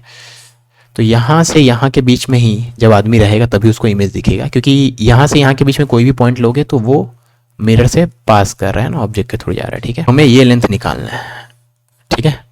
तो अब यहाँ पे देखेंगे तो ये ट्रायंगल, तो कलर चेंज करूँ अगर मैं, ये ट्रायंगल और ये ट्रायंगल, बड़ा ट्रायंगल, दोनों क्या है, सिमिलर है, ठीक है ना। तो ये लेंथ निकालेंगे, ये लेंथ अगर पता है हमें, ये लेंथ पता है 50, ठीक है, और ये लेंथ भी पता है हमें 60, ये 60 है, ये हो जाएगा 60 प्लस 60 प्लस 60, क्योंकि ये 120 प्लस 60 यानी 180, ठीक है। तो this length by this length should be equal to this length by this length, similar triangle. तो 60 by 180 is equal to this by this is equal to this. ये लेंथ कितना है 50 by ये डिस्टेंस अगर d बोले तो d, तो d के वैल्यू 150 सेंटीमीटर आना चाहिए, 3 गुना, है ना। Critical angle of a medium for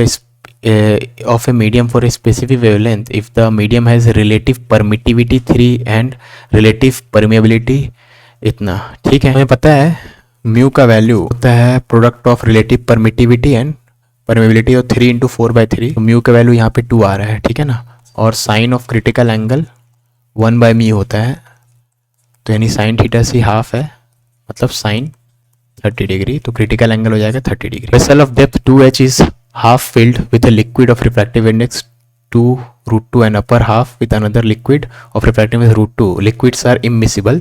तो apparent depth क्या होगा, तो आपके पास एक वेसल है, ठीक है, 2 लिक्विड है, नीचे वाला जो लिक्विड है liquid of vessel of depth 2h, ठीक है, दोनों हाफ हाफ ही है, h ही है, ये h, तो नीचे वाला लिक्विड जो है 2√2 का है और ऊपर वाला का √2 है। तो अपैरेंट डेप्थ क्या होगा, तो इस ऑब्जेक्ट को अगर आप यहाँ से देखो, नॉर्मल व्यूइंग करो तो इसका डेप्थ क्या होगा, ठीक है ना। तो अपैरेंट डेप्थ क्या होता है, h/μ होता है, ठीक है।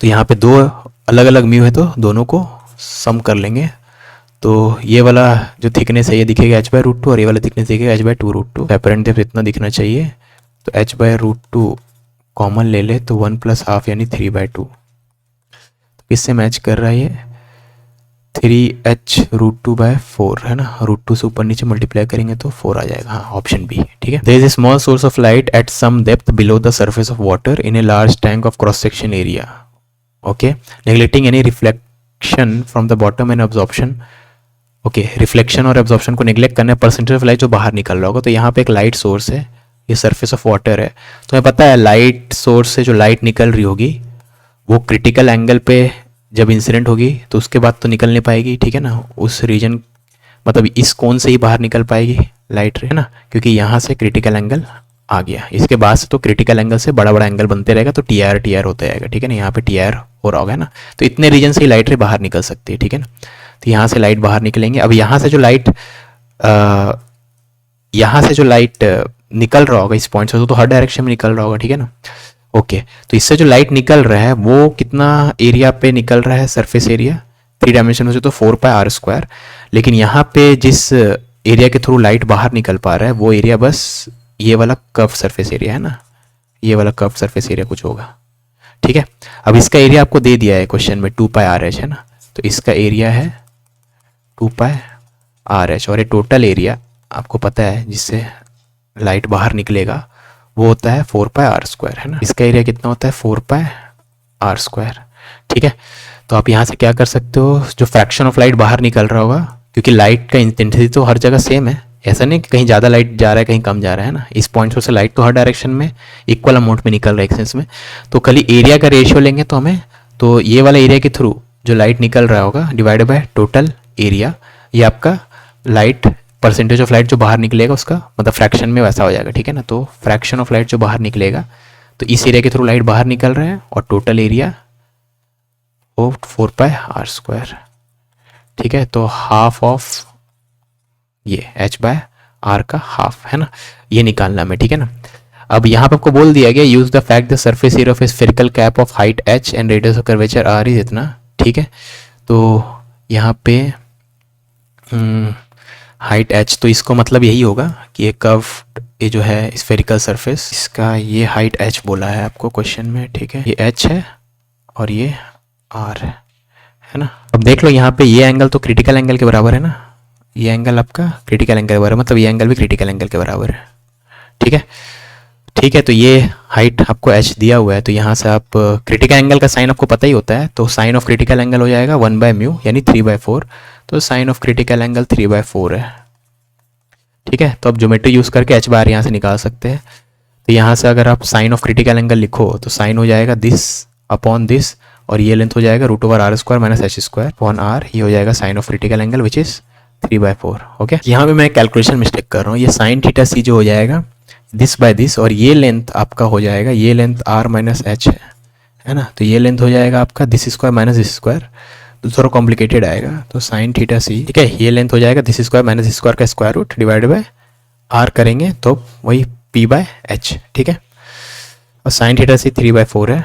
अब डेटा खाली पुट करते हैं यहाँ पे, इसको कैलकुलेट करेंगे तो √7/4 आ रहा है, और यहाँ से h/r आपके पास आ जाएगा 1 - √7/4, ठीक है। तो अपना आंसर कितना चाहिए था परसेंटेज वाइज, h/r का आधा, ये अप्रॉक्सीमेटली 0.34 आ रहा है, और h/r यहाँ पुट करें तो 0.34 का आधा मतलब 0.17, ठीक है। तो परसेंटेज वाइज हो जाएगा 17%। Spherical mirror is obtained as shown in the figure. If the object is positioned in front of the mirror, what will the nature and magnification of the image? ठीक है, तो ऑब्जेक्ट यहाँ पे, mirror यहाँ पे, तो आप देख सकते हो पोल जो है वो ओरिजिन पे है ना, ठीक है। तो ऑब्जेक्ट का लोकेशन तो 4, 4, 8 तो 10 पे है, तो u = -10, ठीक है। और मिरर का रेडियस कहाँ पे होगा, centre of curvature, radius of r हो जाएगा -8, ठीक है। तो 1/v + 1/u, जो की वैल्यू माइनस में है, इज इक्वल टू 2/r, ठीक है, हो जाएगा 1/10 - 1/4, है ना। तो 4 - 10, तो v का वैल्यू -40/6 आ रहा है, ठीक है। तो आपसे क्या पूछा गया है, अरे खाली मैग्नीफाइड है कि नहीं और रियल इन्वर्टेड, ठीक है। तो आप सबसे पहले यहाँ पे ध्यान दो कि इमेज सेम साइड में बन रहा है एज ऑब्जेक्ट, है ना, ठीक है। तो मैग्निफिकेशन आप निकालोगे तो v/u होता है, तो दिस बाय दिस करेंगे हम लोग, तो ये हो जाएगा v/u मतलब 4/6 ना, आई गेस, हाँ 4/6 मतलब 2/3। तो मैग्निफिकेशन पॉजिटिव आ रहा है, मतलब इन्वर्टेड नहीं इरेक्ट है, ठीक है, ओके। और अब 2/3 जो है उसको, अब एक्चुअली में तो मैग्नीफाइड बोलना चाहिए, क्योंकि यूजुअली लोग समझते हैं मैग्नीफिकेशन मतलब क्या, यूजुअली लोग समझते हैं मैग्नीफिकेशन मतलब बड़ा हो गया, ठीक है। लेकिन छोटा होने को ही तो मैग्नीफिकेशन बोलेंगे ना, ठीक है ना, बस <1 का मैग्नीफिकेशन है। तो इरेक्ट और वर्चुअल तो मैच कर रहा है, मैग्नीफाइड और अनमैग्नीफाइड में मतलब हम समझ लेंगे कि ये वाला जो टर्म यहाँ पे यूज़ कर रहे हैं ये टेक्निकल वाला नहीं होगा, ये common language, day to day life में जो लैंग्वेज होता है वैसा, है ना। तो अनमैग्नीफाइड मतलब एक्चुअली में इमेज बड़ा नहीं हुआ है, तो उस सेंस में इसको चूज़ करेंगे, ठीक है ना। वैसे मेरे हिसाब से दोनों ही सही है, ठीक है। तो इरेक्ट, वर्चुअल और अनमैग्नीफाइड चूज़ करेंगे, कि इन दोनों में ज़्यादा बेटर ऑप्शन लास्ट वाला लग रहा है। डे टू डे लाइफ में हम लोग अनमैग्नीफाइड तब बोलेंगे जब इमेज छोटा हो गया हो, ठीक है, ऐसा। Object is gradually moved away from the focal point of A concave mirror along the principal axis graph of magnitude of linear magnification with image distance, ठीक है। तो मैग्निफिकेशन वर्सेस इमेज डिस्टेंस बोला गया है, ठीक है ना। अब इमेज डिस्टेंस बोला गया है तो कंफ्यूजन ना हो, तो हम लोग ऑब्जेक्ट मिरर को ऐसा बना रहे हैं, ठीक है ना। तो यानी इमेज का डिस्टेंस और इमेज का लोकेशन मैच कर जाए, समझ में आ रहा है ना। इमेज पॉजिटिव साइड में रखेंगे, ठीक है, मिरर ऐसा बनाए तो, है ना। अगर मिरर उल्टा बनाते तब हम लोग को थोड़ा सोचना पड़ेगा। मिरर उल्टा बनाएंगे तो ऑब्जेक्ट का लोकेशन नेगेटिव रहेगा, उसका डिस्टेंस को उसका मॉड करके निकालना पड़ेगा एंड सो ऑन। तो उस मेहनत से बचने के लिए हम लोग ऑब्जेक्ट को इधर रख रहे हैं, क्योंकि क्वेश्चन में तो नहीं बोला ना कैसा रखा गया है, तो हम लोग कैसा भी अजूम कर ले रहे हैं अपने मतलब सिंप्लीफिकेशन के हिसाब से, है ना। सिंपल लगेगा ऐसे, ठीक है। ओके, अब तो यहाँ पे मैग्निफिकेशन का वैल्यू आपको निकालते हैं। मैग्निफिकेशन क्या होता है मिरर के लिए, F divided by F minus you, ठीक है ना। तो यहाँ पे जब, ठीक है, तो यहाँ पे आप देख सकते हो एक ग्राफ में डेटा दिया गया है यहाँ पे, जैसे जब मैग्निफिकेशन की वैल्यू 2f है, सॉरी जब x की वैल्यू यानी ऑब्जेक्ट जो है 2f डिस्टेंस दूर है तो मैग्निफिकेशन 1 आ रहा है, तो u का वैल्यू जब 2f यूज़ करेंगे, ठीक है, तो मैग्निफिकेशन कितना आ रहा है, -1 ना, ठीक है। तो मैग्नीट्यूड ऑफ मैग्निफिकेशन होगा, हाँ मैग्नीट्यूड ऑफ मैग्निफिकेशन, ठीक है ना। तो इसका मॉड लेंगे तो इसका तो मैच कर रहा है। यहाँ पे देखो 2f पे 1 यहाँ भी आ रहा है, 2f पे 1 हो सके सब में 2f पे 1 आ रहा है, यहाँ पे नहीं आ रहा है, एटलीस्ट यहाँ पे नहीं आ रहा, तो ये तो इनकरेक्ट हो गया। यहाँ तो 2f पे 1 आ रहा है ऑलमोस्ट, हाँ ये हो सकता है, यहाँ भी 2f पे 1 है, ठीक है। अब दूसरा चीज़ क्या देख सकते हैं यहाँ पे, वो ये सोच सकते हैं कि जैसे जैसे u बढ़ता जाएगा, ठीक है ना, मैग्नीट्यूड वाइज अगर देखे तो मैग्नीट्यूड, तो u तो याद रखना f से बड़ा है, आपको बोल दिया गया है ना। ऑब्जेक्ट जो है वो अवे फ्रॉम फोकल लेंथ निकाला जा रहा है, ठीक है ना, मूव कर रहा है ना, तो ऑब्जेक्ट को दूर जाता है तो u is greater than f, है ना। तो u ग्रेटर देन f है, f तो पॉजिटिव है, u ग्रेटर देन f है मतलब ये वाला टर्म नेगेटिव है, तो इसका मैग्नीट्यूड निकालने के लिए ये करेंगे, ठीक है ना। तो ये आप देख सकते हो 1 divided by u by f -1 है। तो जैसे जैसे u बढ़ता जाएगा ये वाला टर्म बढ़ता जाएगा, ये वाला टर्म बढ़ता जाएगा, तो मैग्निफिकेशन घटता जाएगा, तो डिक्रीजिंग ग्राफ आना चाहिए, ठीक है। तो ये इंक्रीजिंग ग्राफ है, ठीक है, ये इंक्रीजिंग ग्राफ है, ये भी इंक्रीजिंग ग्राफ है, ये डिक्रीजिंग ग्राफ है, यानी ऑप्शन डी करेक्ट हो गया ना। तो हम लोग बोल सकते हैं magnitude of m decreases as u increases, ठीक है, यानी डी ही हो सकता है। Thin lens is made of glass जिसका रिफ्रैक्टिव इंडेक्स दे दिया है एंड फोकल लेंथ दे दिया है, is immersed in a liquid of refractive index 1.42। तो if its focal length in the liquid is fl then the ratio of fl to f is, ठीक है। तो एयर में फोकल लेंथ f है तो लिक्विड में कितना होगा, तो फोकल लेंथ इन लिक्विड होना चाहिए म्यू ऑफ लेंस मटेरियल जो कि है 1.5 divided by mu of surrounding -1 और 1/r1 - 1/r2 वाला टर्म, और फोकल लेंथ इन एयर हो जाएगा mu of lens material divided by mu of air और 1/r1 - 1/r2, ठीक है। अब हम लोग को इसका रेशियो ले अगर तो इन दोनों को डिवाइड करें तो हम लोग को मिलेगा f/fl इज इक्वल टू दिख रहा है ना ये, हाँ ठीक है, f/fl इज इक्वल टू यहाँ पे क्या आ रहा है 1.5 माइनस 1.42 यानी 0.08 डिवाइडेड बाय 1.42 और यहाँ पे आ रहा है 1.5 - 1 यानी 0.5, ठीक है। ये 0.5 नीचे में आएगा ना, ये वाला टर्म तो कैंसिल हो जाएगा, ठीक है।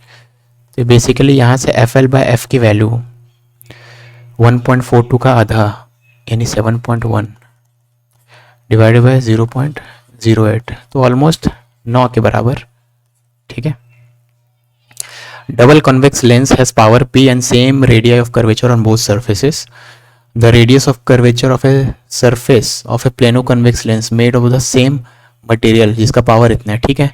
तो एक तो डबल कॉन्वेक्स है और एक प्लेनो कॉन्वेक्स है, ठीक है। अब प्लेनो कॉन्वेक्स ये मत सोचना कि मैंने लेफ्ट में क्यों कॉन्वेक्स बनाया, राइट में बनाना तो राइट में बना दो, उससे कोई फर्क नहीं पड़ता लेंस का फोकल लेंथ पे, ठीक है ना। तो यहाँ पे फोकल लेंथ निकाले तो 1/f1, ठीक है ना, is equal to mu of lens -1 1/r1 - 1/2। अब r1 प्लस r लेंगे और r2 माइनस r लेंगे तो 1/r1 - 1/r2, ठीक है। और यहाँ पे सेम चीज़ करे तो 1/f2 is equal to mu dash -1 made of the same material बोला है, सॉरी, तो म्यू -1 ही रखो, ये लेंस का मटेरियल भी सेम ही है, म्यू है। अब इसका r1 तो प्लस r लेंगे, r2 इन्फिनिटी 1/r1, ठीक है, ओके दिख रहा है, हाँ। अब आपको बोल दिया पहला केस का पावर p है, दूसरे केस का 1.5 p है, तो पावर तो 1/f होता है, पहला केस का पावर p है, दूसरे केस का पावर 1.5 p है, ठीक है। तो r का ओके, अब यहाँ पे इसका रेडियस तो पूछा था, तो इसका रेडियस मान लो r डैश है, तो यही हमें निकालना है, ठीक है। तो बस अगर इन दोनों इक्वेशन को डिवाइड करें तो देखो दिस ठीक है। तो p डिवाइडेड बाई 1.5p यानी 1 divided by 1.5 is equal to, ये दोनों तो कैंसिल हो जाएगा, ये 2/r divided by 1/r dash, ठीक है। तो 2r डैश बाय r है ना। तो यहाँ से r डैश का वैल्यू 3/2 4r/3r है, अगर मेरा कैलकुलेशन एरर नहीं हुआ है तो। नहीं, 4r/3 तो ही नहीं यहाँ पे, तो 3/2 r/3r है, सॉरी, ठीक है। और a concave lens of focal length f, the relation between object and image u and v, जहाँ पे u और v क्या है, डिस्टेंसेस है from its pole, can be best represented by, okay, ठीक है। लेंस की बात हो रही है ना, तो लेंस के लिए होता है formula 1/v minus 1/u equal to 1/f, ठीक है ना।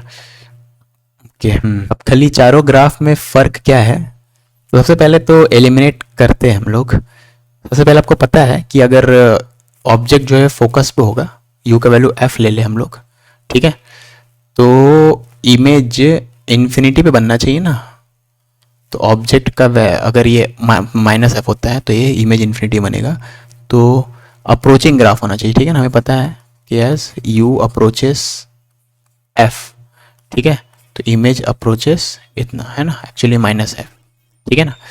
तो जैसे ये लेंस आपका दिख रहा है, हाँ ये लेंस है। ऑब्जेक्ट को अगर फर्स्ट फोकस पे रखते हैं, ठीक है, ये तो सेकंड फोकस कहलाता है ना, ऑब्जेक्ट को यहाँ रखेंगे तो इमेज इन्फिनिटी बनता है, ठीक है। तो ये वाला चीज़ कहाँ कहाँ वैलिड है देखते हैं। तो अप्रोचिंग ग्राफ आना चाहिए, तो फाइनली f पे होना चाहिए ना।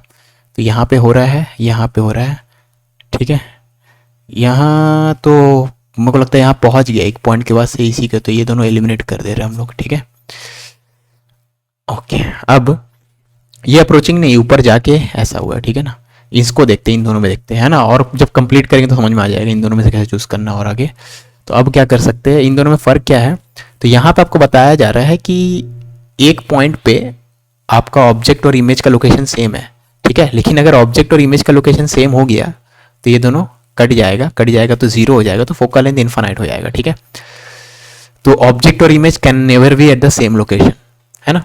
तो यानी यू और एफ वाला जो लाइन है उसको इंटरसेक्ट कर ही नहीं सकता अपना ग्राफ। तो यहाँ पे इंटरसेक्ट कर रहा है, जैसे इस पॉइंट के लिए देखो ना, यू और एफ की वैल्यू सेम होगी क्योंकि इस लाइन से इंटरसेक्ट कर रहा है, u equal to f 45 degree वाला लाइन से, ठीक है ना।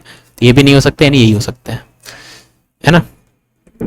Option D, a point length object is placed at a distance of 1 meter in front of a convex lens of focal length इतना, plane mirror is placed at a distance 2 meter behind the lens, okay, the position and nature of the final image of the system, ठीक है। तो आपके पास एक convex lens है और एक plane mirror है 2 मीटर पीछे लेंस के। focal length है convex lens का 0.5, plane mirror 2 मीटर, ठीक है।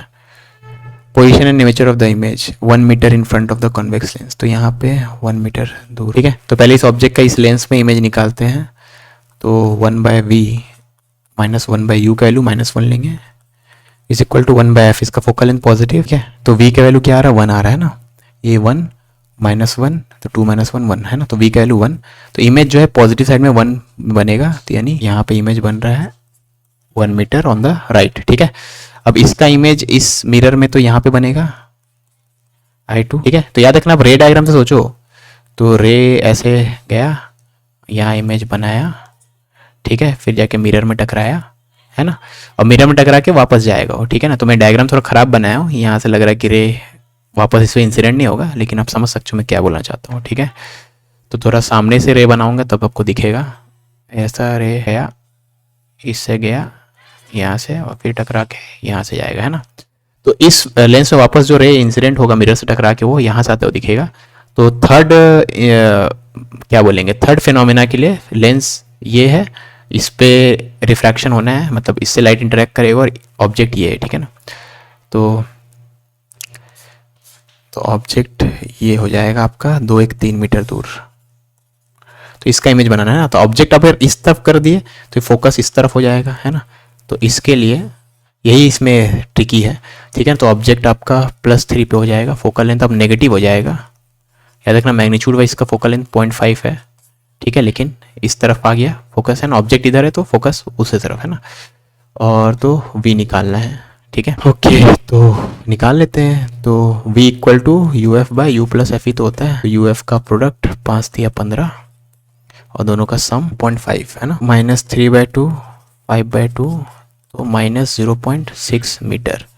तो माइनस में आ रहा है, नेगेटिव साइड मतलब फाइनल इमेज इसके लेफ्ट में बनेगा, ठीक है, एट 0.6 मीटर, ठीक है। तो यहाँ पे फाइनल इमेज बनना चाहिए, तो 0.6 मीटर। तो आपको बोला गया था position and nature of final image formed by the system. तो मिरर से, हाँ ठीक है, तो मिरर से 2.6 दूर हो जाएगा। तो मिरर जो है ये 2 है, 2 प्लस पॉइंट है ना, तो मिरर से कितनी दूर पे फाइनल इमेज बन रहा है, तो 2 प्लस 0.6 यानी, ठीक है ना, ये इमेज और मिरर के बीच का डिस्टेंस निकालें तो 2 प्लस 0.6 यानी 2.6, ठीक है। और ये रियल बन रहा है कि वर्चुअल बन रहा है, तो उसके लिए आप यहाँ पे सोचो ना, ऑब्जेक्ट रेज ऐसे जा रहा है, ये तो रियल ही बन रहा होगा ना, चेक कर लेते फिर से।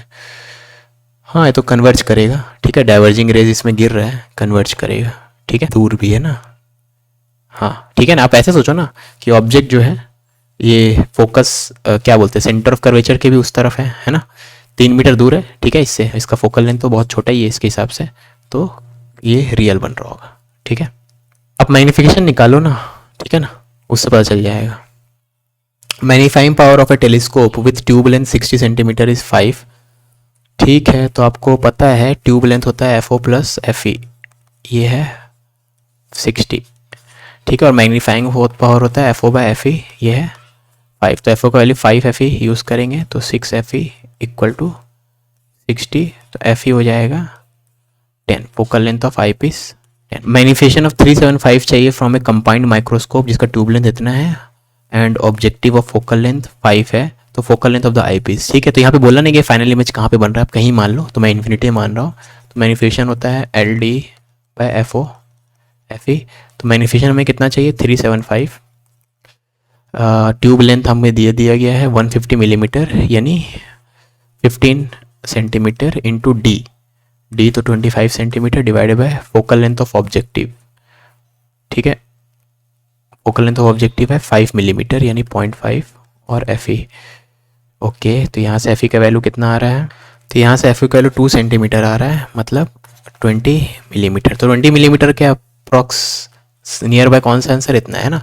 आपको डाउट हो रहा है सर यहाँ पे कैसे मान लिया फाइनल इमेज जो है वो क्या बोलते हैं इन्फिनिटी बन रहा है, आपको नहीं मानना है तो यहाँ पे फिर आप +1 करके करते हैं ना, तो यहाँ पे +1 करते हैं, अगर फाइनल इमेज नियर पॉइंट बन रहा होगा तो यहाँ +1 करके करते हैं, तब भी इसी के अबाउट आएगा, देखना चेक करके देख लें, ठीक है। आंसर दूर दूर था इसलिए उतना सोचने की जरूरत नहीं है, ठीक है। An observer can see through a small hole on the other side of a jar at a point at height of 15 centimetre, ठीक है। तो ऑब्जर्वर यहाँ पे आंख है और इस पॉइंट को देख पा रहा हो, ठीक है ना। When the jar is filled with liquid, अभी ये बर्तन में पानी नहीं भरा हुआ है, जब पानी भर दिया up to height of 30 centimetre, okay 15-30, same observer can see the edge of the bottom of the jar. तो इफ द रिफ्रैक्टिव इंडेक्स इतना, तो अल्टीमेटली रिफ्रैक्टिव इंडेक्स आपको पता करना है, ठीक है, ओके। तो यहाँ पे अगर आप इसको जूम करूँ मैं, तो ये वाला पॉइंट यहाँ से देख पा रहे हैं, यहाँ पे एक होल है, ऑब्जर्वर इसको देख पा रहा है, ठीक है ना।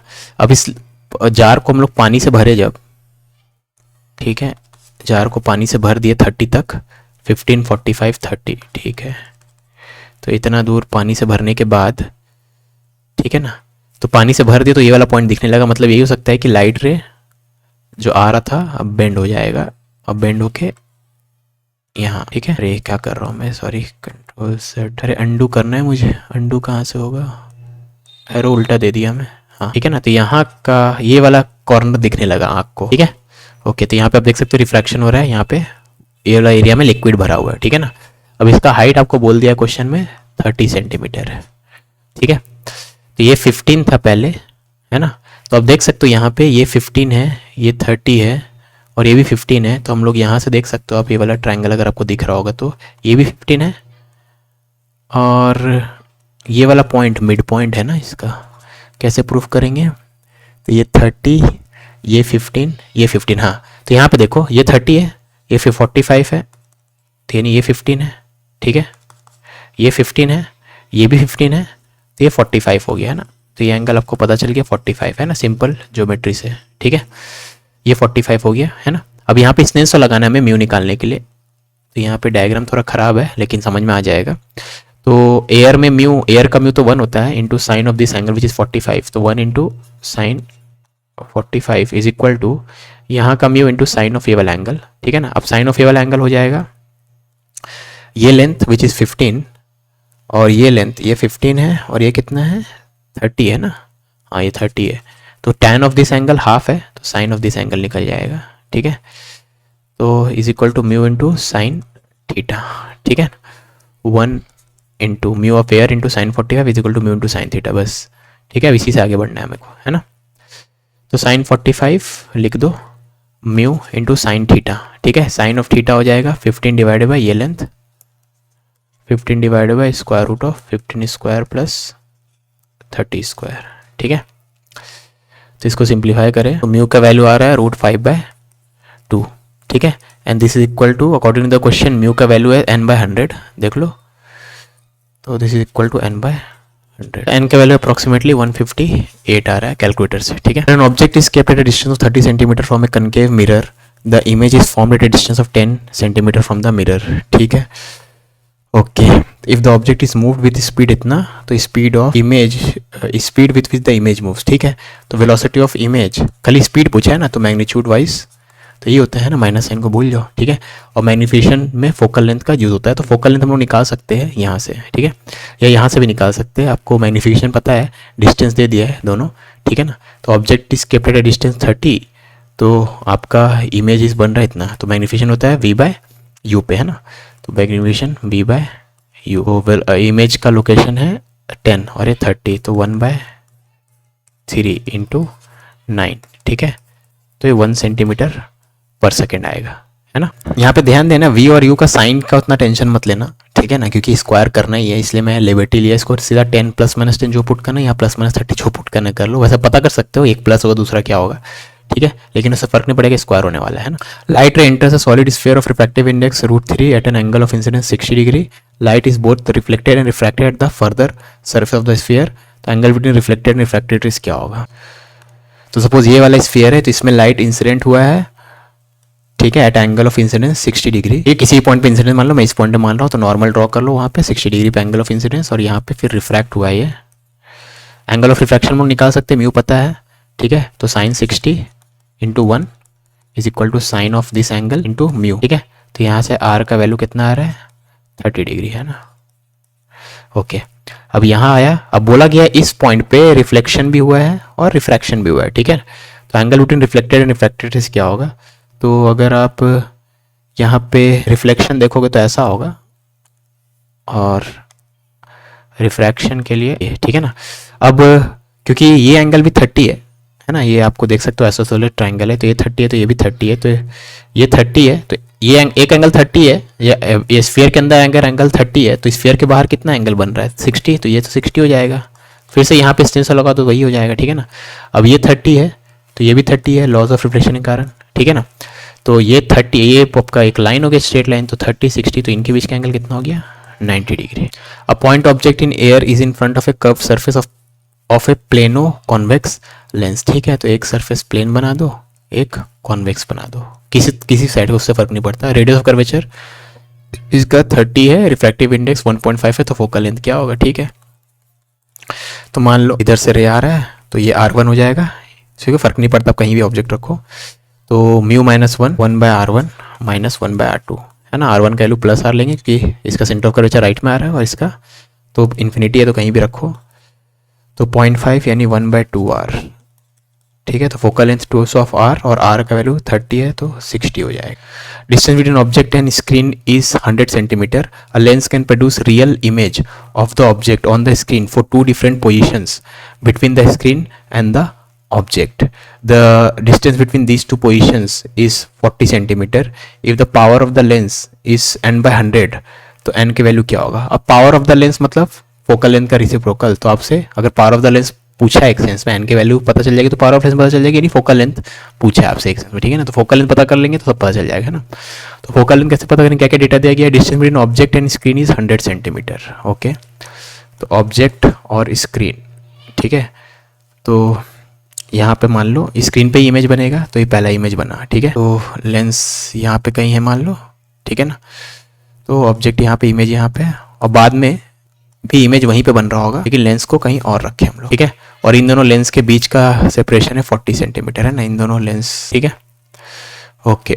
और ये 100 सेंटीमीटर है, ठीक है। तो इससे हम लोग फोकल लेंथ निकाल सकते हैं क्या, चलो देखते हैं। अब सबसे पहले याद रखना कि आपको अगर 1/v one by u is equal to one by v minus one by equal to one by f वाला फॉर्मूला लगाओगे आप यहाँ पे, ठीक है ना। सबसे पहले आपको ध्यान देना है कि यहाँ पे आप अगर रे को आप सोचो उल्टा कर दोगे, है ना, ऑब्जेक्ट को और इमेज को इंटरचेंज कर दोगे, तब ये वाला आ जाना चाहिए, ठीक है ना। जैसे ऑब्जेक्ट को आप यहाँ रख दोगे तो इमेज और ऑब्जेक्ट आपको पता है ना इंटरचेंज कर सकते हैं, फर्क नहीं पड़ता, ठीक है ना। तो मेरा बोलने का मतलब ये है कि ये आपको बोल दिया है 40 सेंटीमीटर है, ठीक है, दोनों लेंस के बीच का लोकेशन। तो अगर ये लेंथ x है तो मैं बोलना चाहता हूँ सेकेंड केस में ये लेंथ x हो जाएगा, ठीक है, समझ में आ रही बात, है ना। ऑब्जेक्ट ये लेंथ x है, मतलब सिमेट्री होना चाहिए यहाँ पे, है ना। ऑब्जेक्ट इससे x दूर है तो ये 100 माइनस एक्स है, सेकेंड केस में आपका ऑब्जेक्ट x दूर है तो यहाँ से 100 माइनस एक्स हो जाएगा, ठीक है ना। आपको अगर ये अजीब लग रहा है तो 1 by v 1 by u minus 1 by equal to 1 by यहाँ पे भी लगाओ, यहाँ पे भी लगाओ, ठीक है, और फिर उससे आप पता कर लोगे कि ये दोनों डिस्टेंस इक्वल आना चाहिए, है ना, ठीक है ना। ओके, अब यहाँ पे simple x plus 40 plus x plus 40 plus x 100 होना चाहिए, तो 2x प्लस 40 इक्वल टू 100, तो x की वैल्यू हो जाएगी 30, है ना। तो x 30 है, ठीक है, x 30 है, मतलब ये डिस्टेंस कितना हो जाएगा 30, ये 70, ठीक है। तो फोकल लेंथ निकाल लेंगे, तो 1 by v minus 1 by u equal to 1 by f, ठीक है। तो f की वैल्यू कितना आ रहा है 2100 बाय 100 मतलब 21 सेंटीमीटर। तो फोकल लेंथ 21 सेंटीमीटर आया और पावर हो जाएगा 1 बाय फोकल लेंथ का रेसिप्रोकल, ठीक है। तो आपको यहाँ पे पावर दिया हुआ है n by 100, power n by 100 is equal to focal length का रेसिप्रोकल इन डायोप्टर, ठीक है, तो 1 बाय 0.21, तो n का वैल्यू कितना आ जाएगा, ये तो 476 आ रहा है, ठीक है। A prism of angle 1 degree has refractive index 1.5, a good estimate for minimum angle of deviation, ठीक है। तो क्योंकि एंगल ऑफ प्रिज्म बहुत छोटा है तो हम लोग डेविएशन के लिए म्यू माइनस 1 इंटू ए ये वाला फॉर्मूला यूज़ करेंगे।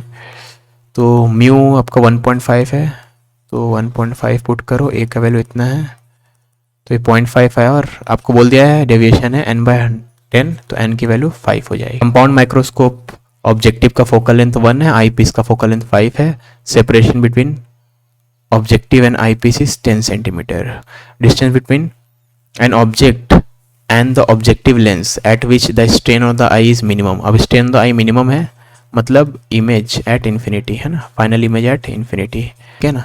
तो ऑब्जेक्टिव ये है और ये आपका आई पीस है, ठीक है ना। तो ऑब्जेक्ट को आपको ऐसा जगह रखना चाहिए कि ऑब्जेक्ट से इससे इंटरेक्ट करने के बाद जो इमेज बनेगा वो इसके फोकस से बने, है ना, ठीक है ना। अब इसका फोकस है, फोकल लेंथ ये 10 दिया हुआ है, सेपरेशन बिटवीन लेंसेज 10 है, और आई पीस का फोकल लेंथ 5 है ना, आई पीस का फोकल लेंथ 5 है, ठीक है। तो इमेज अगर यहाँ पे बनेगा ऑब्जेक्ट का पहला इमेज, ये image will act as object for this, तो फाइनल इमेज इन्फिनिटी पे तभी बनेगा जब इसके फोकस में बने इंटरमीडिएट इमेज, है ना। तो इसका फोकस मतलब यहाँ पे, ठीक है। तो इस ऑब्जेक्ट का इस लेंस में इमेज यहाँ बन रहा है, ठीक है, यानी ये 5 पे बन रहा है ना। तो इसका फोकल लेंथ हमें पता है, इसका फोकल लेंथ है 1, ठीक है। तो 1 by v 1 by u 1 by f use करो, ऑब्जेक्ट का लोकेशन हमें नहीं पता, इमेज का लोकेशन तो पता है 1 बाय वी, वी कितना है +5 minus 1 by u equal to 1 by f, तो 1 बाय 5 माइनस 1 यानी -4 बाय 5, यू का वैल्यू -5 बाय 4 सेंटीमीटर, ठीक है। तो n बाय 40 के बराबर होना चाहिए। तो आपको बोला गया था distance between an object and objective, तो ऑब्जेक्ट और ऑब्जेक्टिव की डिस्टेंस कितना है u के बराबर, विच इज -5/4 मैग्नीट्यूड में 5/4 इज n बाय 40, तो n का वैल्यू हो जाएगा 50, ठीक है।